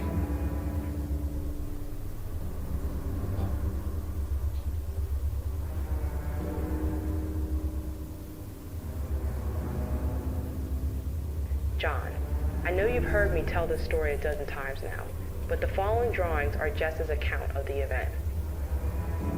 Okay, so she's Although lived. was She unconscious lived. for the majority of We the know experience, she lives through Jess this. was incredibly accurate. Yeah, and she's talked to John about it several times.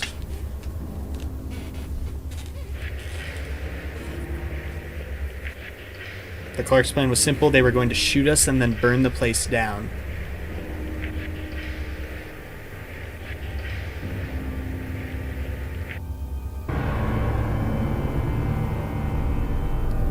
You were supposed to leave after your husband died. Why didn't you just leave?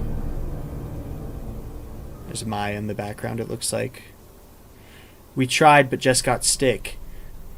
Sick. We figured kill your husband and we wouldn't have to kill the kids.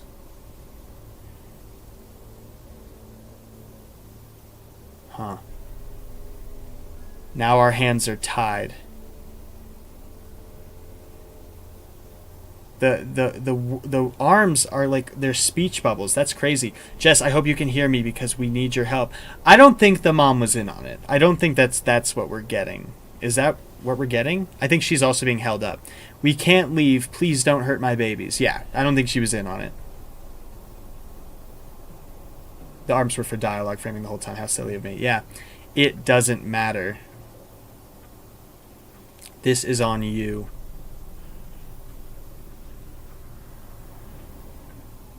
What about the other children?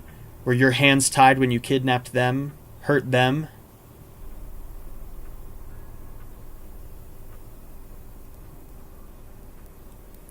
We never hurt a single kid. It was just a business. Yeah, okay, whatever you say. Yeah. Tell that to the families you ruined. You might not have pulled the trigger or taken a life, but you sent them on their way. And that makes you worse. You know what kind of monsters you were feeding them to. You knew what kind of monsters you were feeding them to. Yeah, it was trafficking. We've definitely discovered that for sure. As nasty as it is, the money saved us. I'm alive because of it, and I'm not apologizing for surviving. Even the devil thinks he's justified. I need the Clark's gone. These kids need to rise up and springtrap their asses. That's cute. But I think we have heard enough from you. Shoot them and let's burn this place. I think the red and black is very effective. I like it. Mom, I don't want to die. Is that Dean? Dean has been so unimportant in this entire series. Close your eyes, baby. Tell me.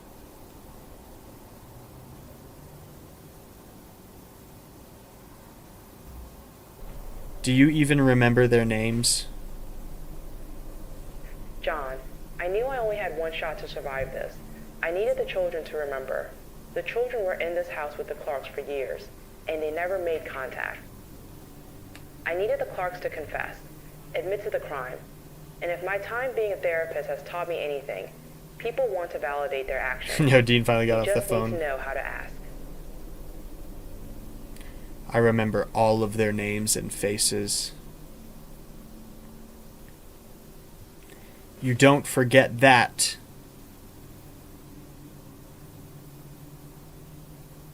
Maya, Mark, Wendy, Shelley, Zach, Brad, Kate, Sue, Wes, June, Linda, Christian, Gladys. Those little faces behind the cages. We aren't monsters. Okay. Hello, possibly Cupid. Nobody wants to see a kid cry. That why you drugged them? Enough. What I can't figure out is how you know those names. We had this place scrubbed. You shouldn't have gotten that from a box of toys. Toys I thought were destroyed.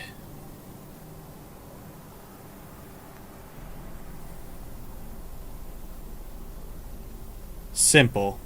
They told me. It's a bit of an anime finale. Hey Mia, hey Maya, they remember you. Do you remember them too? Yes. Oh, the S is made out of arms. That's sick. We remember you now. We remember everything. You took us.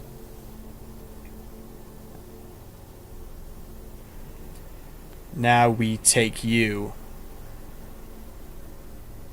Oh shit. Vengeance. You know what I like? Like, this is obviously a huge finale, but it's just told from the perspective of a kid. No, we're sorry! The children ripped the Clarks apart, then dragged every piece back into the shadows. They left nothing, not even blood. They left nothing, not even blood. The long arms, it's so interesting how that tied into everything. It's like they were grasping for their memories, that they were just reaching fruitlessly across all of their existence to figure out what they were. It was their only form of communication, and so their words and the framework of their words were their arms. That's great. And a news story. Owners of beloved Burger Shack missing. Police have no leads. Clark's vehicle found, but police still have no suspects. Police fear the worst in Clark's disappearance. Good riddance. Good riddance.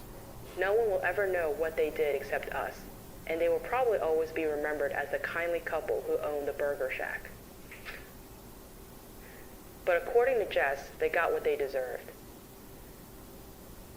Oh, they're in fucking hell. Okay. Okay, yeah. Great. End of house call.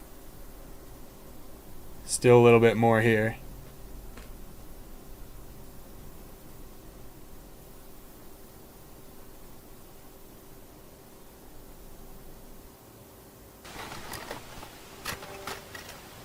What else? Anything else? Oh shoot, we're gonna get some real footage?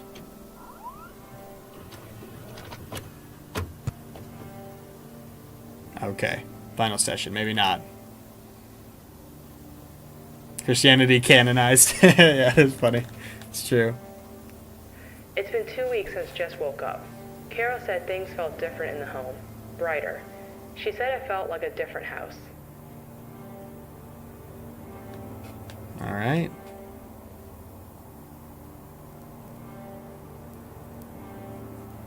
Carol told me they were finally moving back to Houston. Jess had been in a great mood since, but she still has not said a word. Maybe the children took her voice with them.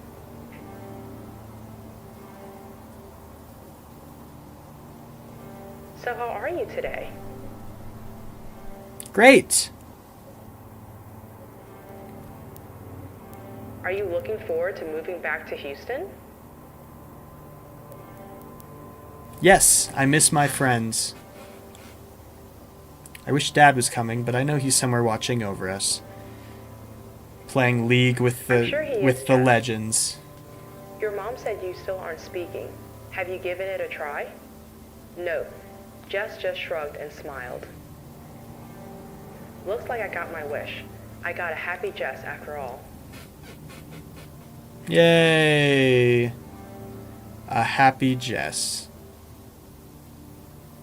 Have you seen Maya or the others? I got my wish too.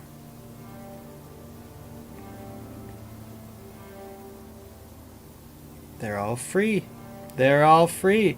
We're getting a happy ending in an analog horror series. How rare is that? They're free now. No, John. Her little voice was the sweetest sound I've ever heard. She talked. We spent the rest of the session playing old board games. We had a good time, and then after we said goodbye. Very cute. Like I said, John, this would make one hell of a book, but I don't think it's a book I can write. At least not now. Maybe one day I'll come back to this case. Maybe. Besides, no one will ever believe it. I think it would be better to just let these children rest. Sorry to waste your time, John.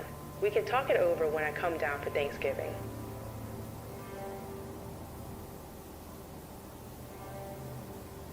Final session.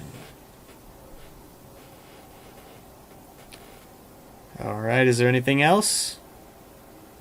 There's still a good amount of time. It's been 10 years since I've looked at these tapes. I thought about destroying them, but that doesn't feel right. I followed up on Carol, Dean, and Jess. Carol has a job in some accounting firm. She never remarried. Dean went to college. He's studying finance. Finance bro Dean. Jess seems to be happy. She's about to graduate and move to New York for college. Carol says she doesn't remember Maya or the ghost children. Neither her or Dean ever bring it up. And maybe neither should I.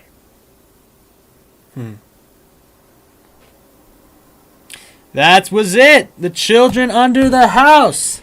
Heck yeah! Heck yeah! That was so sick. How did everyone feel about that? What is everyone saying? Happy endings. Oh, she talked. She's adorable. Yay, yay. People love the happy ending. They don't find it too sappy. That's good. Saying this is you forget.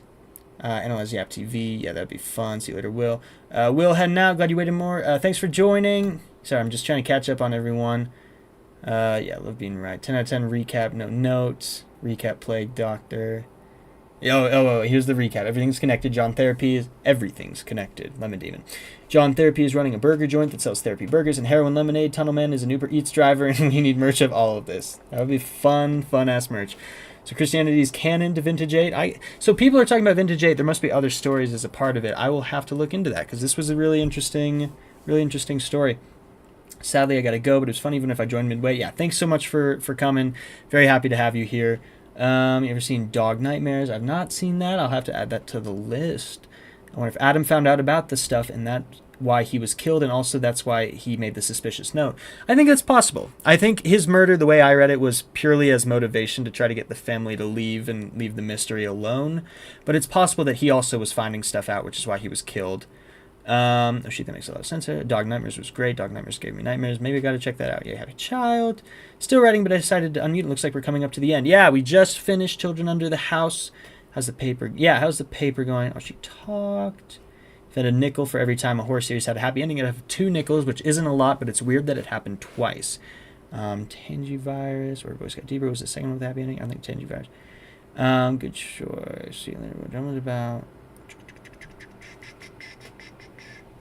Prequel to House, the Nixon verse. I'm really impressed that they managed to make the drawings and transcripts format work through the whole thing. I really thought it would lose me at some point, but it didn't. Yeah, that is hard to do. I thought that was interesting, and I think there was interesting parts of this. What wasn't the scariest thing I've ever consumed, to be completely real with you, but I like the story, and I like the way that it was told. Again, working with limited resources, limited budget, it still is impressive what you're able to accomplish with that. Series is awesome. 10 out of 10, 5 stars. Rebecca Angel Hair doesn't count. Lemon Demon, yeah, 10 out of 10. John Therapy is the devil and runs burger joint. Amazing story, even better chat nonsense. Why not Jerome? Was it too wholesome? Dog Nightmares is really good. Yeah, I'll have to get that. The ending was interesting, not knowing the start. I was like, whoa, yeah. It's interesting popping into something like this in the middle of it, but that's cool. I like that they all canonically went to hell, or at least according to Jess. That's fun. Reminds me of the movie The Changeling. If you guys like happy endings, you'll love that movie. That feels like you might be fucking with us. But like I said a little bit ago, we are going to take another little stretch break, bathroom break. I'm going to go and cool down a little bit, but I will be right back, and we will start Shelter 54. Maybe that'll be the last thing we do tonight, depending on how long that takes, because it's a longer singular thing. But I'm having a lot of fun with this. I hope it looks like all of you guys are too. So stay tuned. I will be right back. But yeah, everyone, if you need a snack, need a drink, need a bathroom break, now is your time to do so.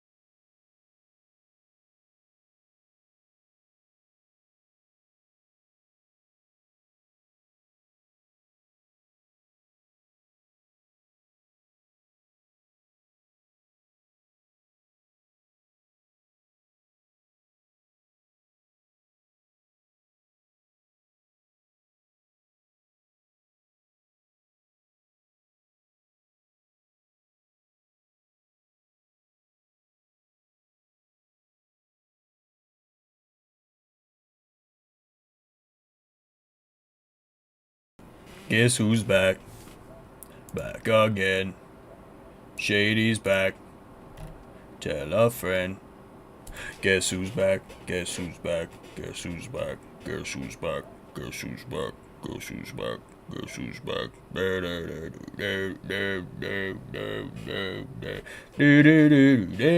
Anyway, I'm back, and we are about to get into Shelter 54, Godzilla Lost Footage. Now, I don't know if you can tell, but Godzilla is one of my guys. I love Godzilla. I love trying to utilize him for effective horror and not just like cool monster shit. And obviously, I love the monster shit, the smashing. Old school Godzilla, new school Godzilla, King of Monsters, Shin, Minus Zero, it doesn't matter to me how you depict him. I love him every time. I think occasionally it's also a her. I think she's been pregnant in her 1 or 2 movies, but still, Godzilla kicks ass. I'm really excited to see what we're about to get into here. Karaoke stream confirmed. That'd be fun. That'd be very fun. Forgot I was here, so it was a wild way to snap back. Yeah, the legend does return. I'm a legend. So cool. Yeah, I've been seeing a bunch of cool recommendations in the chat for other things to watch, probably in other streams, so I'll be keeping those in mind. Lacey's Game, I saw some people talking about. Oldest View, I've already seen. Kane Pixels, I enjoy. The Boiled One, I think I've watched part of The Boiled One. I don't remember much of it, so that would be a more or less new experience for me watching that whenever that could happen, but that would be very cool. Gonna get up at 6 a.m. 1 hour and 40 minutes from now. Womp womp. I'll take a nap this next video. If it ends before I wake up, thanks for the stream, guys. It was a great vibe. Man, I don't mean to be fucking with people's sleep schedules, but I appreciate what you're doing. I appreciate it all. I'm getting a thing about bit rate. Not sure why, but I think everything should be fine. Let me just make sure. Stream health. Okay, it's saying excellent. I don't know. Can't ever trust the YouTube stuff. Okay. You can also see some of the recommended stuff. Creepcast, obviously. Brian David Gilbert on what looks like probably Adventuring Academy. Wendigoon, Not Even Emily. Darbo, obviously. Brennan. Love Brennan. Anyway, I'm just getting distracted here.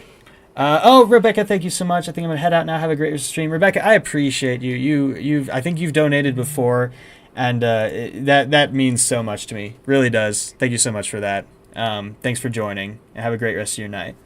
Boiled One mention. It's almost noon here. Existential. The Scribble Monster just makes it come off as goofy.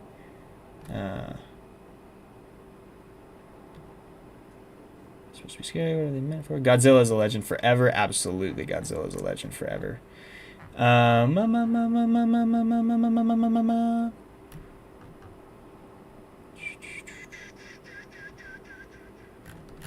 seeing some discourse about the Backrooms, or the Backrooms series by Kane Pixels. What I think about those is that they are I would define them as horror shorts or as a horror series or whatnot, but that they are not meant to horrify as much as they are meant to unsettle. Now, there is obviously a more predatory, like, villain, the Scribble Monster thing, whatever you want to call it.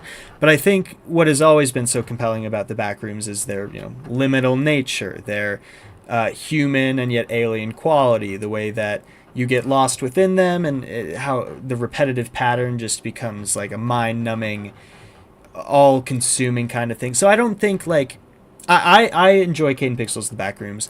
However, I also think the Backrooms as a standalone just concept that people have their own interpretation for, just the basic, clip there, and then it's there and something can hear you. I think that exists, that can stand alone conceptually. I think that is good horror just in the way that the Backrooms was originally made. But I also think that Kane Pixels expansion does a lot for, one, just people knowing about the Backrooms, but two, like, it gives you something more solid to latch onto if you're not completely satisfied by just the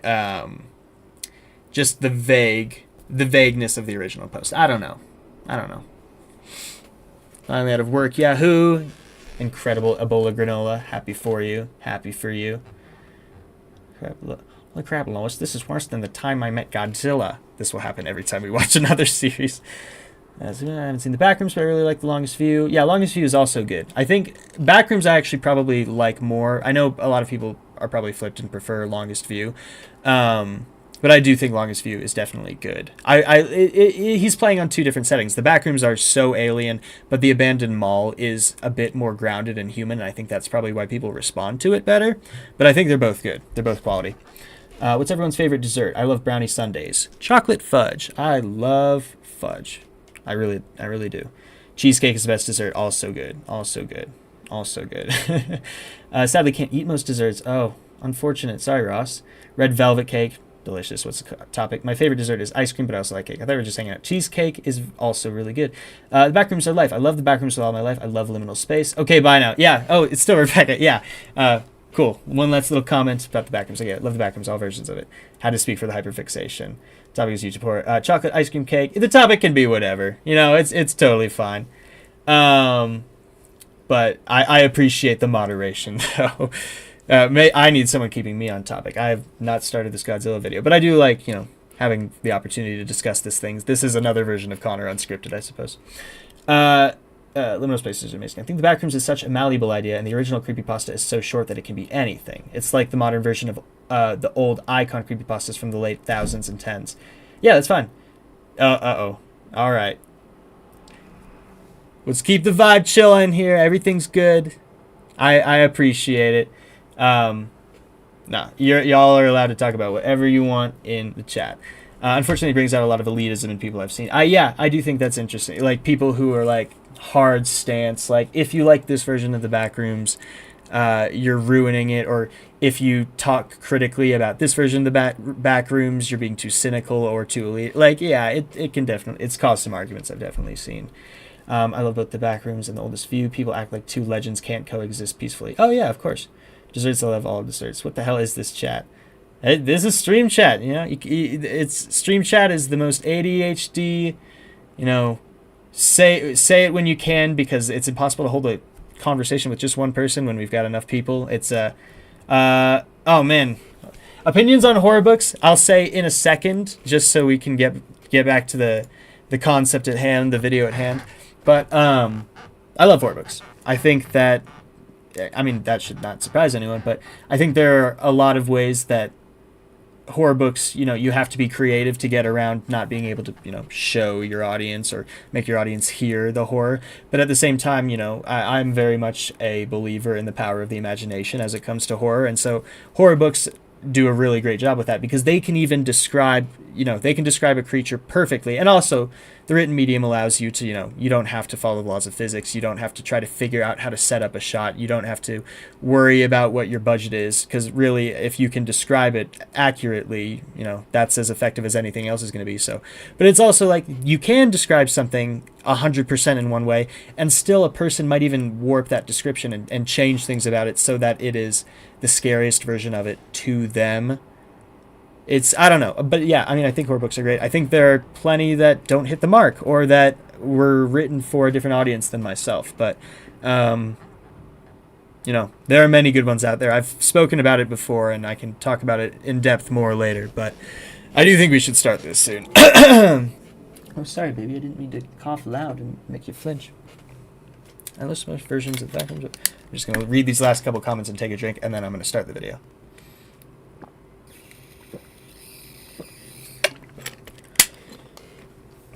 Chat is the ultimate form of ADHD. The content farm version of anything is a stain form. Red pen Paul, and the way that my brain visualizes the deflated pool toy in footsteps messes with me so much. Yeah, exactly. You know, you the things that you're visualizing are based on your own creativity, and not just that, but also your own memory and your own association. So like I was talking about earlier with, for anyone who was there when we watched No Through Road, is how, you know, these artists, they had a sign in a place that they lived nearby, or at least they scoped out a sign, completely innocuous, part of the actual environment, like probably was pointing towards two actually real roads, but they just were like, well, we're just going to take this and we're going to put a heavy focus on it, and we're going to utilize this, and so it becomes this very ominous, powerful thing. And your brain does that too. You know, if your brain's like, oh, on the corner of these two streets, what comes in your mind is probably not something random. It probably is two streets you've been on, you know, on a corner you've been on a place you remember spending time at, because that's like, you know, the best place for your brain to pull from. And so I think horror books are like kind of the most personal form of horror anyone can get to. And I love all forms. I love all mediums, but I do think personally the one that you're going to see the most of yourself in will always be the written word, you know. I remember Pen Pal being one of the first creepypastas I've ever read, but only the first two parts were written back then. No entities equals scary and existential. Wiki entities, great for series. Kane pixel version equal don't recommend content farms, the worst version. Yeah. Some of the media that's been surrounding Backrooms is definitely just like a farming thing. It's just taking a keyword, and it's it doesn't do much to actually help the discussion around. It's just, but summarizing is still valuable to certain parts of YouTube. So I don't know how much like hate I really want to dish out. But anyway, okay, I'm going to pass up. Thanks for the laughs. Good night, chat. Good night, Bowman. Thanks for joining Plague Doctor, that trans Plague Doctor. Appreciate having you here. Scary stories to tell in the dark. Got me into horror growing up. I have those books on my bookshelf. I don't know if they're in the place that I could casually grab them right now without having to mess up my whole setup. But no, I love those. I love those. That was a really huge intro to me. All right. Without any further ado, I know. I fucking know. Let's get into it. This is Shelter 54, a 23-minute, I don't believe that there's a follow-up to this. There might be one in progress, but I don't know. 23 and a half-ish minute Godzilla found footage, which is very interesting. So I will look more at chat after this, and I'll probably glance at it while we watch, but I'm going to try to lock in again and get into the story. So let's do it. Godzilla, Shelter 54. UNGCC, United Nations Godzilla Countermeasures Center. They got a whole department. June 14th, 1989. Hey, we got good subtitles. It's a warm, clear Saturday in Florida when tragedy strikes. Oh, AI voice.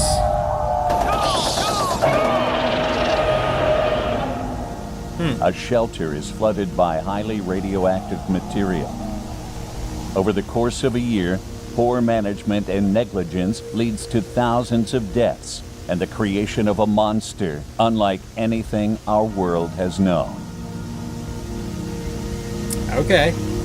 So it's not just about Godzilla, it's about the goop. The evil The Florida goop. Everglades, days before the Shelter 54 incident. The genetic engineering company BioMajor has a pipe burst It's actually underneath their not AI facility. voice? Is this a real voice actor?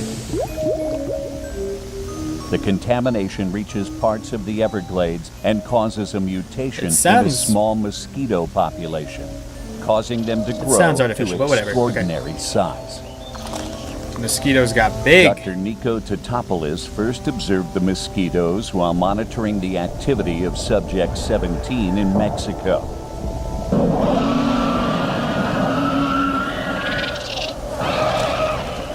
His research team followed the swarm to the sites of several other superfauna as Hey, this they is fed. cool.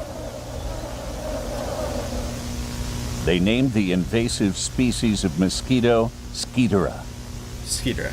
That is that? I'm pretty sure that's a pre-existing Godzilla entity, isn't it? The Skeetera swarm returned to Florida where it attracted the attention of Subject 16. This is really interestingly made. I did not expect this level of like 3D animation. Whoa! Godzilla's looking more like a dinosaur in this one. There's some familiar elements. Okay, green fire, atomic breath. Miss Grande. They find it.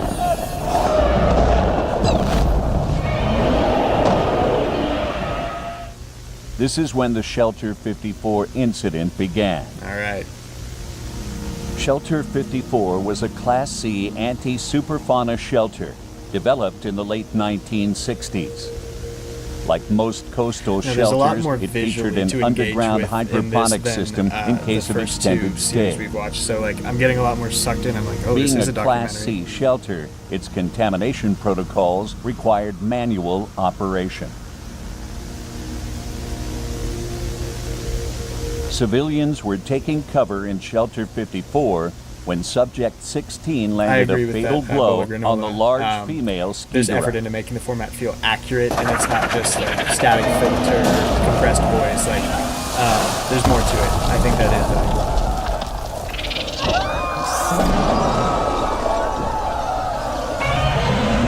they've got a lot of different design components with this Godzilla. Anthony It's very Harris interesting. and Stephen Kessler were the UNGCC operators of Shelter 54 at the time of the incident.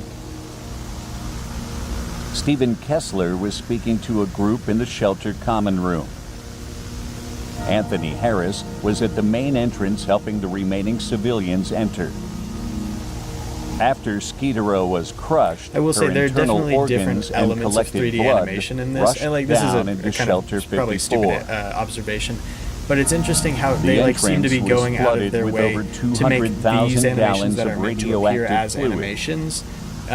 Stephen Like ran from lower the main quality room and to like more investigate realistic the to the noise period, when whereas he was when they're drowned. trying to do the live action Stephen real never footage thing secured with the the 3D main door. interspersed, it's a lot smoother and like so. It's a good choice they've made here. They've definitely stylized this in The a following phone helpful call way. is the last known communication from Shelter 54.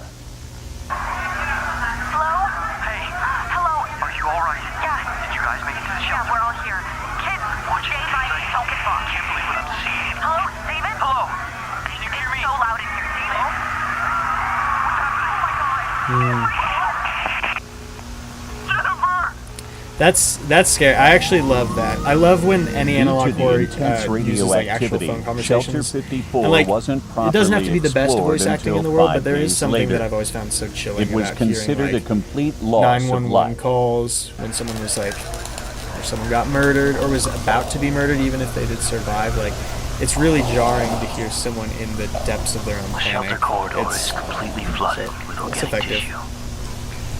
The smell is horrible. That's gross. But yeah, the 3D animation in this is so well done. If this is for like an indie, if this is an indie project, which it looks like it is. Of course, I don't know why. It looks like tendrils are growing from the shelter door. Plant-like in nature. I'm getting a massive radiation reading from inside. Oh my god. This reminds me of Scorn. Impossible. Sorry about the added interruptions, In the main guys. chamber, a massive botanical growth make money had taken somehow. over the room. I wish I The could make victims them come at a inside better had time. not just been consumed by the organism, Oh. but were a part of it, as were the plants from hydroponic storage. That's nasty. Oh, that's so cool. The hybrid That's the organism, mystery flesh at pit this shit. time referred to You as guys remember that, like Subject the 19, clown was cake or hidden whatever? There from was the all the public. circus troupe that got blended together.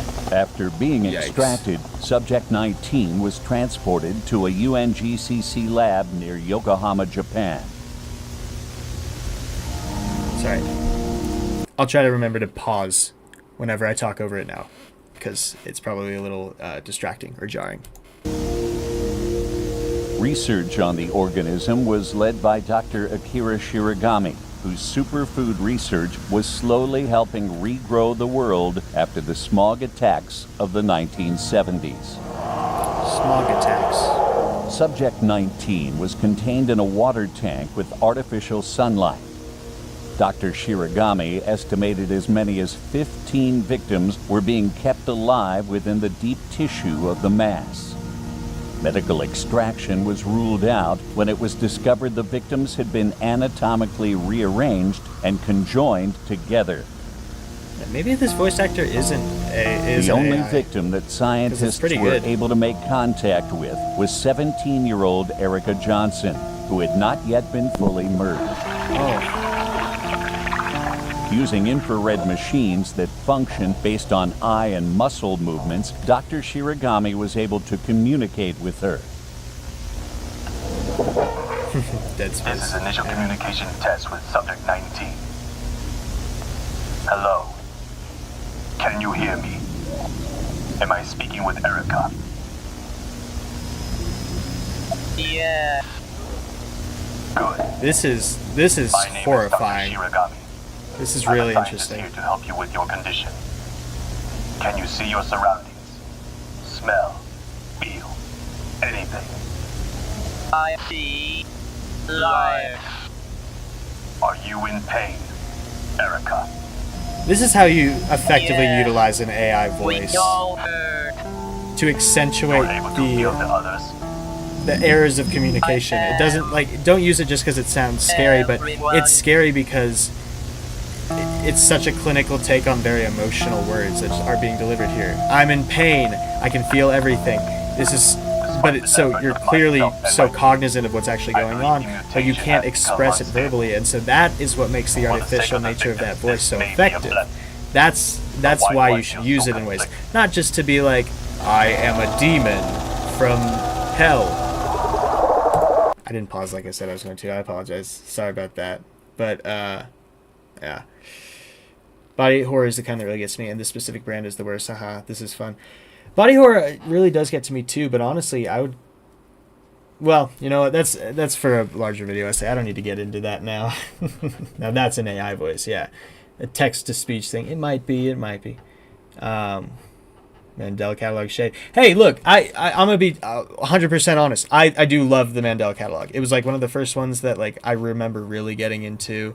Like I think Wendigoon covered it early on, and that's how I got into him too. I don't remember exactly how that timeline lined up. I think Mandela Catalog is great. I have a sticker of it on my desk, but I think one of the things it often gets criticized for is what so many other analog horror series have picked up as like tropes and have kind of lessened the value of, which is the AI voice, the sudden warp. Like, you know, you're looking at a picture of someone and suddenly it goes black and white and heavily saturated and deep fried and warped, and like that's a very Mandela Catalog thing, and I think Mandela Catalog does it effectively. I've always thought the voices of the what do they call them, the duplicates, the doppelgangers, the entities, it's one of those, it's something like that, but I've always thought that was effective. But the issue is that because it was such a huge influence on so many other creators down the line, alternates, thank you, Damacorus, however I say that, I apologize. Yeah, the alternates. But I think just because of the time that Mandela Catalog came out and how many things took influence from it, a lot of the things that I would positively associate with Mandela Catalog have become kind of memes for the larger analog horror community. You know what I'm saying? Yeah. Yeah, I know. I'm sorry. I'm trying to pause when I talk. I totally forget. But kind of like the old Golden Age comics, using the tropes because that's where they originated, or that's what it makes me think of. Yeah, I mean, this is how art works. People continue to utilize ideas, and sometimes it becomes a stale part of the process, or sometimes it becomes adopted as like naturally a part of it, until someone finds a way to utilize it differently, or to utilize a different thing that is effective, and that's for a period groundbreaking, and for a period game changing, and then, you know, just things continue to be adopted and expanded upon and lost and regained, and that's how anything develops. And I think that where Mandela Catalog exists in the larger YouTube horror sphere right now, and you know, the past 5 or so years, it has definitely left a huge mark, that to the degree that some of its elements become mocked now. Yeah. This video is shockingly peak so far. I normally don't like Godzilla-based analog horror, but this one's really good. Not perfect, but really good. Yeah, no, I'm genuinely enjoying it, because it's not putting as much of a focus on Godzilla. This is kind of an effect of his rampage. But no, I'm very much enjoying it too. And having said that, let's get back into it. Let's get back into it. I thought the world could never recover after the smog attacks, but now in my possession is the solution. I've spent my career strongly opposing the use of Godzilla DNA, but it may be my only option. On October 22nd, Dr. Shiragami began transfusing the organism with Godzilla cells for their regeneration property, G1. Godzilla cells.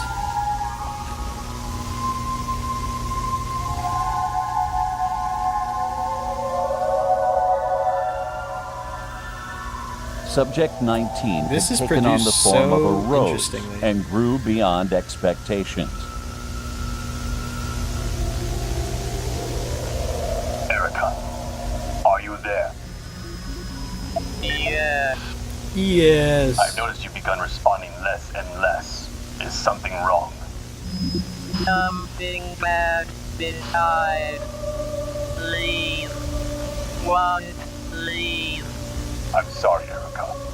Unfortunately, you must remain under observation a little longer. A little longer.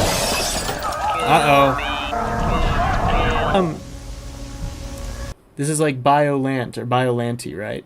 I'm unfortunately like not caught up on all of my Godzilla lore, but Biollante is the plant-based kaiju, right? I think that's what this is shaping up to somehow, right? That's kind of what I'm getting to. I don't know enough about the entity to be confident in what I'm saying, but I'm pretty sure like there's similar imagery to what I've seen. I'm working my way through the catalog right now. Yeah, shoot it. That'll Dr. work. Shiragami reported that in the days following the incident, Erica had fully merged with the rest of Subject 19 and was unable to be contacted further. Colleagues noted that after this, Dr. Shiragami withdrew himself from social contact and dismissed his assistants for the holiday break. My request to euthanize this being has been denied by my superiors. I know what I must do. I've locked down the lab. No one is getting in.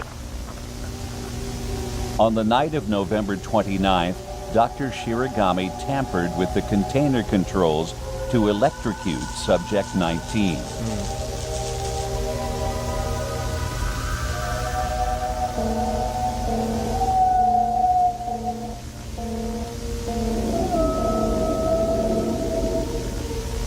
An industrial flamethrower was reported missing during an inventory check. When security confronted Dr. Shiragami outside the examination room, he revealed the weapon. Doctor, put the weapon down. This doesn't need to be a situation. This is your final warning. Just wait until the process is done. Put the weapon on the ground and move away from the door. Yeah, some of the 3D elements are a lot more Hold your fire. noticeable than others, but you know, you do the best you can with what you've got at your disposal, and it's not bad at all. But it's just you at some points, especially when there are humans on screen, you can tell when you're watching something animated. It's still pretty fun. Got Kai in the chat. Welcome, Kai. Happy to have you here. Not the flamethrower. Do you think Godzilla could be contained as an SCP? If so, it would be the classification I can't remember the name of where it is. It's hard to contain, but can be contained safely. Like if they just like isolated him in a very specific setting of the globe, maybe. But I don't think they'd ever be able to like keep Godzilla in a box. That doesn't really like fit with his characterization most of the time. But I don't know. The SCP Foundation, it really depends on what writer you're talking about, because they're either god level in their abilities or they're barely cops. Like it's weird. Real life disaster. Yeah, the deep dive disaster reports. It's really interesting. Like it's being presented in such a factual and like historical way. Kind of what I liked about my most recent narration, the horror writing competition winner I just did. The Idol and the Ashendale 40. It was written as a historical document, and it was really interesting. And it's one of the longer narrations I've ever done, just because I found that story and its presentation so compelling. Feels like a game POV. My stream pooped out a little. Can someone catch me up on what happened after the test subject kept asking to be killed? I think, if I remember correctly, the program was getting shut down for whatever reason, and one of the doctors, whose name I can't remember, tried to lock up the building and kill the entity, but clearly that has gone poorly, and there's a gas happening now. If anything, it's super impressive what independent creators are doing in the space these days. Like, this is crazy. Yeah, Euclid, I think, might be it. The doctor thought it was messed up, so he tried to kill it, but he was stopped, and right now it looks like it's escaping. Yeah. It also depends on what version of Godzilla you use. There are so many different versions. Yeah. The novel version of Godzilla Ultima is some high concept stuff. It does feel like some wacky metaphysical SCP stuff. That's totally true. Also, I mean, if you look at the way that Shin Godzilla, like they talked about the entire evolutionary line that Shin Godzilla would go down, like by the end he's a universe consuming like god entity. So it's wild, but yeah. Godzilla's been around for a long time. There's a lot of stuff with Godzilla if you know where to look for it. But having said that, let's get back into it. I'm thinking that this will probably be the last thing we do for the night. But I've had a lot of fun with this stream, so we will probably do something like it again, and you guys can continue to give me suggestions. You can do it at the bottom of that post I made a couple days ago, or you can, I don't know, DM me it, whatever.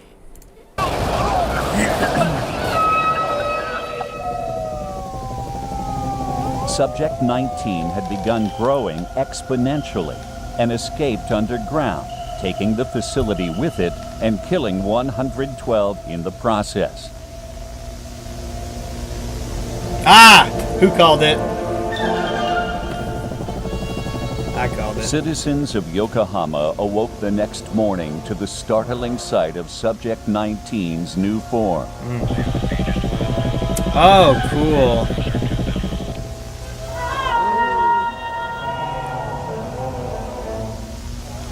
The Japanese government ordered for Subject 19 to be destroyed to stop its roots from expanding further into the city.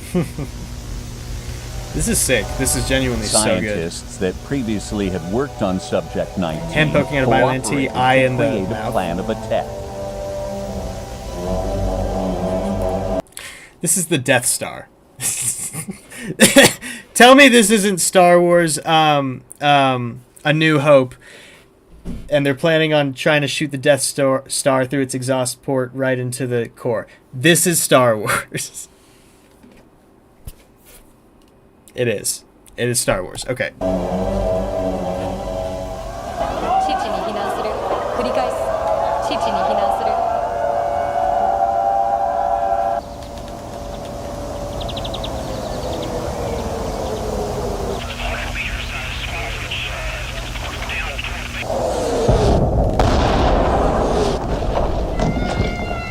Lost a pedal.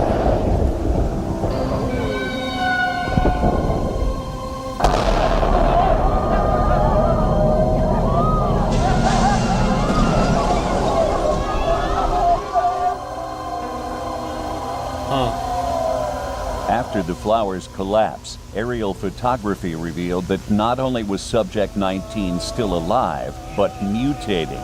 Like Shin!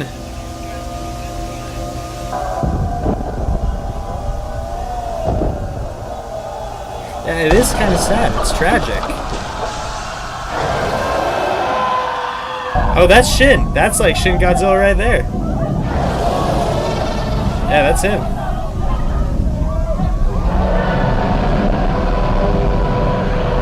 Oh, I love that. This time, Subject 19 took on a Godzilla-like form as it became mobile.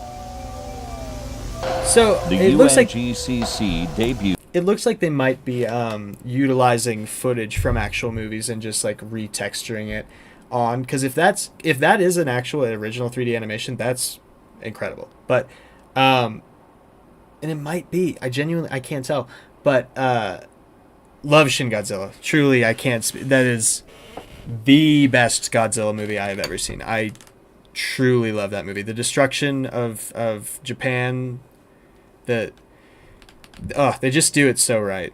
They do it so right. Snake jaws.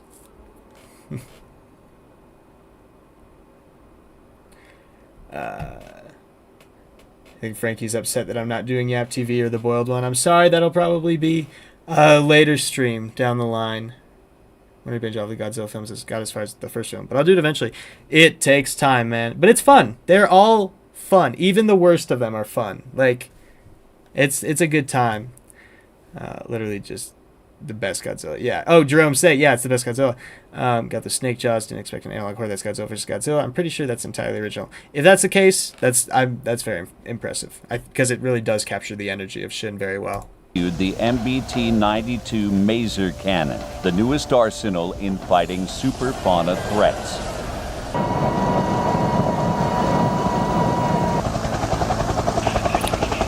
That shell creature, I don't remember the name of it, but that was in Godzilla 2. Or Godzilla Reigns Again.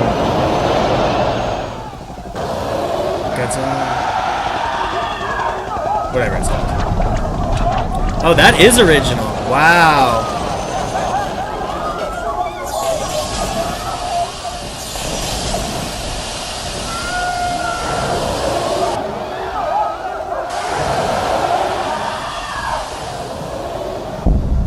Yeah, the guy that made Evangelion made Shin Godzilla, and I still need to get into Evangelion. I've started it, but I'm well behind.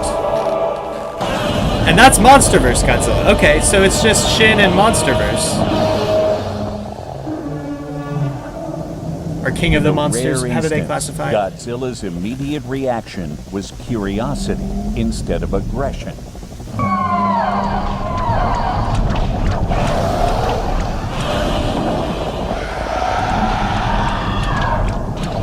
Oh man, whoa.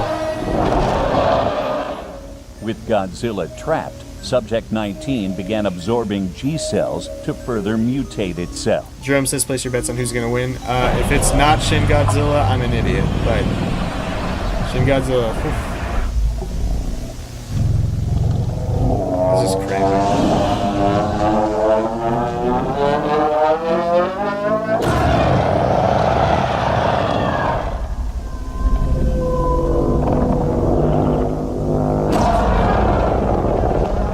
This was made by someone who loves Godzilla movies, you can tell.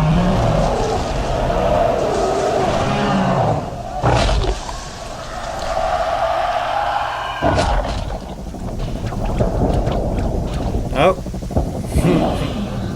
Might be wrong.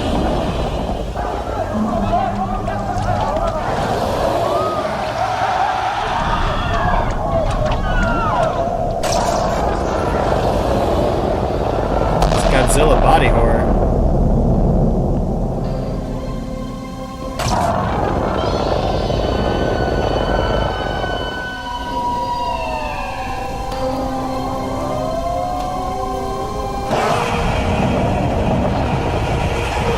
Yeah, Godzilla! Military Real units Godzilla. organized in the Aokigahara forest to reroute Godzilla back to the ocean.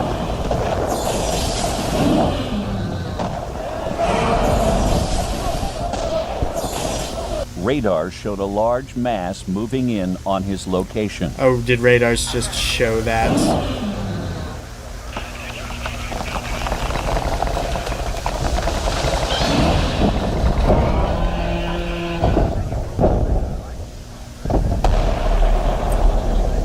Aokigahara from Left Right Game. Not from Left Right Game, but in Left Right Game.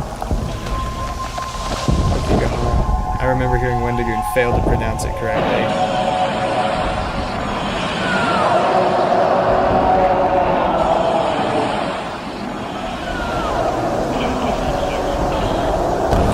Save it again.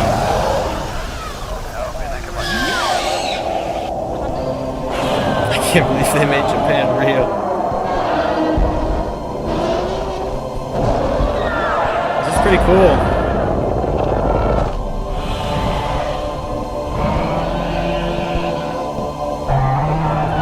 Oh, yeet. Oh.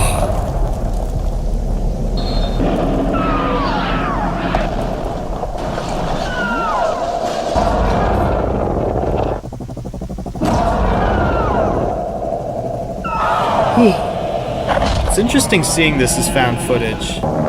Like trying to envision the person who's taking the video.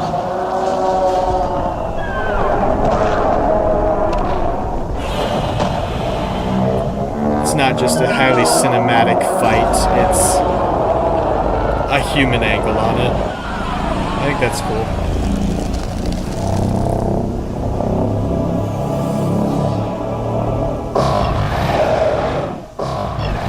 That's so cool. Whoa!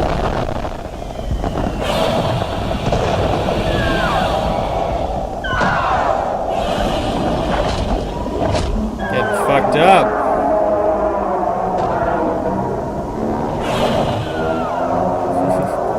Timeline?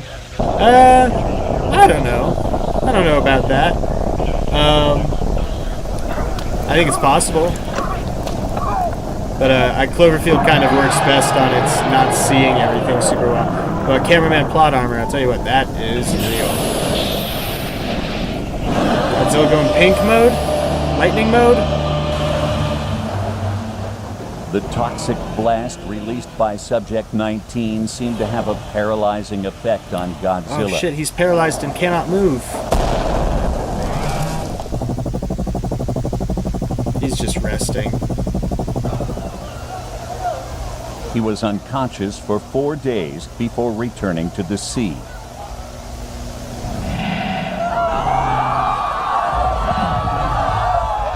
He was inactive after this event for 3 months. Got his ass beat so hard he had to go home and sulk about it. In the end, thousands died or were seriously injured. Yokohama had transformed forever. He was eeping. Today, Subject 19, now officially named Biollante, has taken control over parts of the Okigahara forest. Although generally peaceful now, Biollante's presence has attracted several other superfauna that sometimes become aggressive when she's threatened.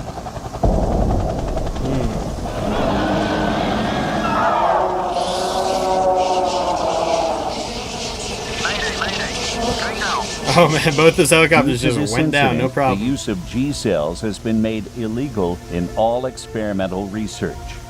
Additionally, most like a good sea-level shelters have been updated appropriately for automatic decontamination protocols. What can we learn from this incident?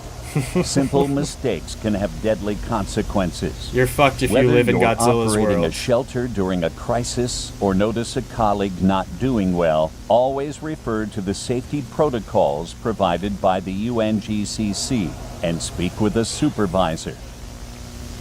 The victims of Shelter 54 live on in Biollante, never able to live, never able to die. That's horrifying. Forever a dark reminder of our mistakes.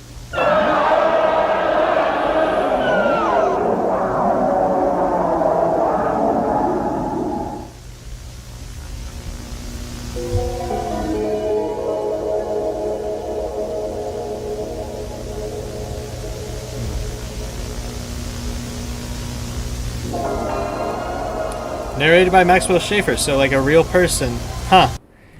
Wow. That was really great. I really enjoyed that. I gotta give that a little like. It's so cool to humanize a terrifying alien figure like that. To take Biollante, which is I'm realizing is now how you pronounce it, and make it this amalgamation of human beings who are conscious and physically present, but have been warped to serve and become this larger, non-capable entity. Like, obviously physically damaging, but like can't communicate, it can't express a deeper thought, it doesn't have the ability to move around really. And so, I mean, that's so interesting, and that's a really great way of doing that. Threat level 3, I don't know. Yeah, I gotta be honest with you. Let's look back at that again. Event analysis, Shelter 54. So, okay, here's the way that I read this. Threat level 3 is like probably just what Godzilla versus another, entity. Well, I don't know. When a kaiju comes, there's probably some kind of table for how dangerous that event is. And so this was a threat level 3. Repeat probability is probably just like, what is the likelihood of the same combination of events occurring that allowed Biollante to form and be cultivated, but even just maybe just like allowed the goop to get in and mutate everyone. Total damages 56 billion, that's obvious. Casualties, obviously that is more than just the people who died in Shelter 54, but people who died as a result of the events in Shelter 54. So subjects captured, I don't know what that's referring to. I'm not sure. Maybe those are the mosquito things. This shot is so good. Hellswire, thank you so much. I really appreciate it. That's so kind of you. Since this last one, I just wanted to say thanks. I had a blast. I'm glad you had a blast. I have had a blast too. I'm not heading out just quite yet. I do want to definitely read over these last comments and talk about it, but thank you so much. That really means a lot to me. I really appreciate it. Thank you. Godzilla seems too hard. The shot is so good. The Eeper, whoever's out there recording with their iPhone, Estes a trooper. What do you mean not able to die? Well, I think the thing about Biollante is that if you win a fight against Godzilla, I think you've proven to the world that you're Apex, right? Because Godzilla, at least in many of his iterations, especially the newer, more recent ones, and especially the one that he was being portrayed as in this, it represents like a hierarchical place. He is the king of monsters. He is the king of the world, essentially. And so if you beat him, which Biollante did by stunning him, and then he sulked off into the sea, I think it goes without saying, like, oh, maybe you will die, but like you're not gonna get killed. So I don't know, when they say, oh, not able to die, I think that's they are trapped in their they are trapped in their life because they are an unkillable entity. They are so hugely destructive and capable. Literally the worst fate for me. I think the retrospective documentary angle of a Godzilla story works really well to ground it in a sense of humanity and as a disaster.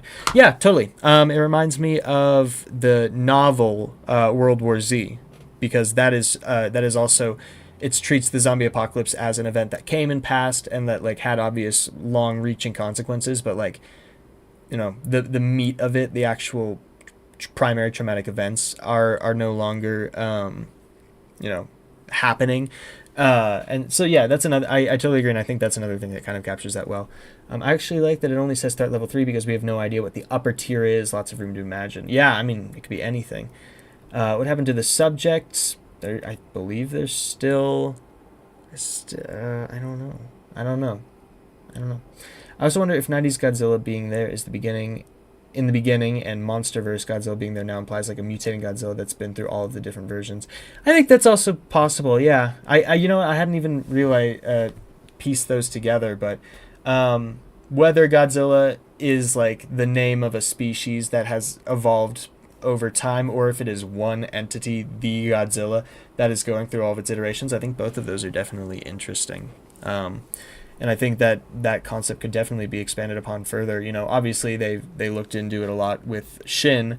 Well, not obviously if you haven't seen it, but they did a lot of work with that in Shin Godzilla. And, you know, the King of Monsters, Monsterverse, whatever you want to call it, that Godzilla has also evolved a little bit. It went from having the blue ability to beating Tiamat and getting the pink fire ability, like just a leveled up, more powerful Godzilla version. That's the character I play as in Fortnite a lot, Godzilla. But yeah, I mean, it's a really fun thing to focus in on and to explore in a lot of different ways. I'm giving this one an 8.9 out of 10. Genuinely have me invested. Yeah, I think that's a good. I think the 90s Godzilla was specifically the child of 90s Godzilla that they were made the animated series around. That's where the green fire was from. Okay. Oh, yeah. Very fun. Very good time. Okay. We are going to start wrapping up the stream now, I believe. It's getting late here for me, and I do have work in the morning. But I had such a good time with you guys. I really appreciate the donations. I really appreciate everyone who engaged with it. We had a lot of viewers on this stream, or at least a lot for me, and you know that means a lot.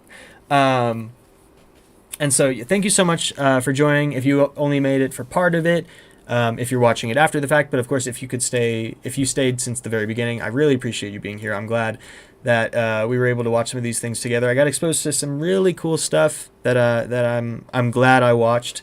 And I will definitely be doing something like this again. So stay tuned. I will try to post about it before it happens and not just randomly start doing it.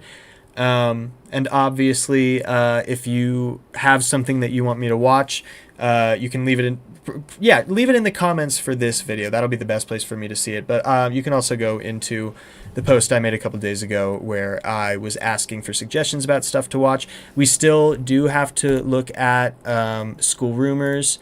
I wanted to watch Internet Story, and then we'll do Brian David Gilbert at some point too, because I do love Brian David Gilbert, and I'm sure I'm gonna love these two. But so yeah, we did No Through Road. We did The Children Under what was it? The Children in the fucking. You know which one I'm talking about. The Children Under the Basement, The Children Under the House, The Children Under the Ground. It was one of those. And Shelter 54 Godzilla found footage. Had a great time with all of them. Had a great time having you guys here. Happy to help people be someone on in the background for people who are drawing, doing housework, working on essays. Thanks for stopping in and out. Always happy to have you guys here. I really appreciate you. Love all the boneheads. Consider becoming a member if you're not already one. Share this with people. Whatever. Have a good night, everyone. Thanks so much for joining. And I will see you soon. Video essays incoming. So, bye-bye. Very happy to see you.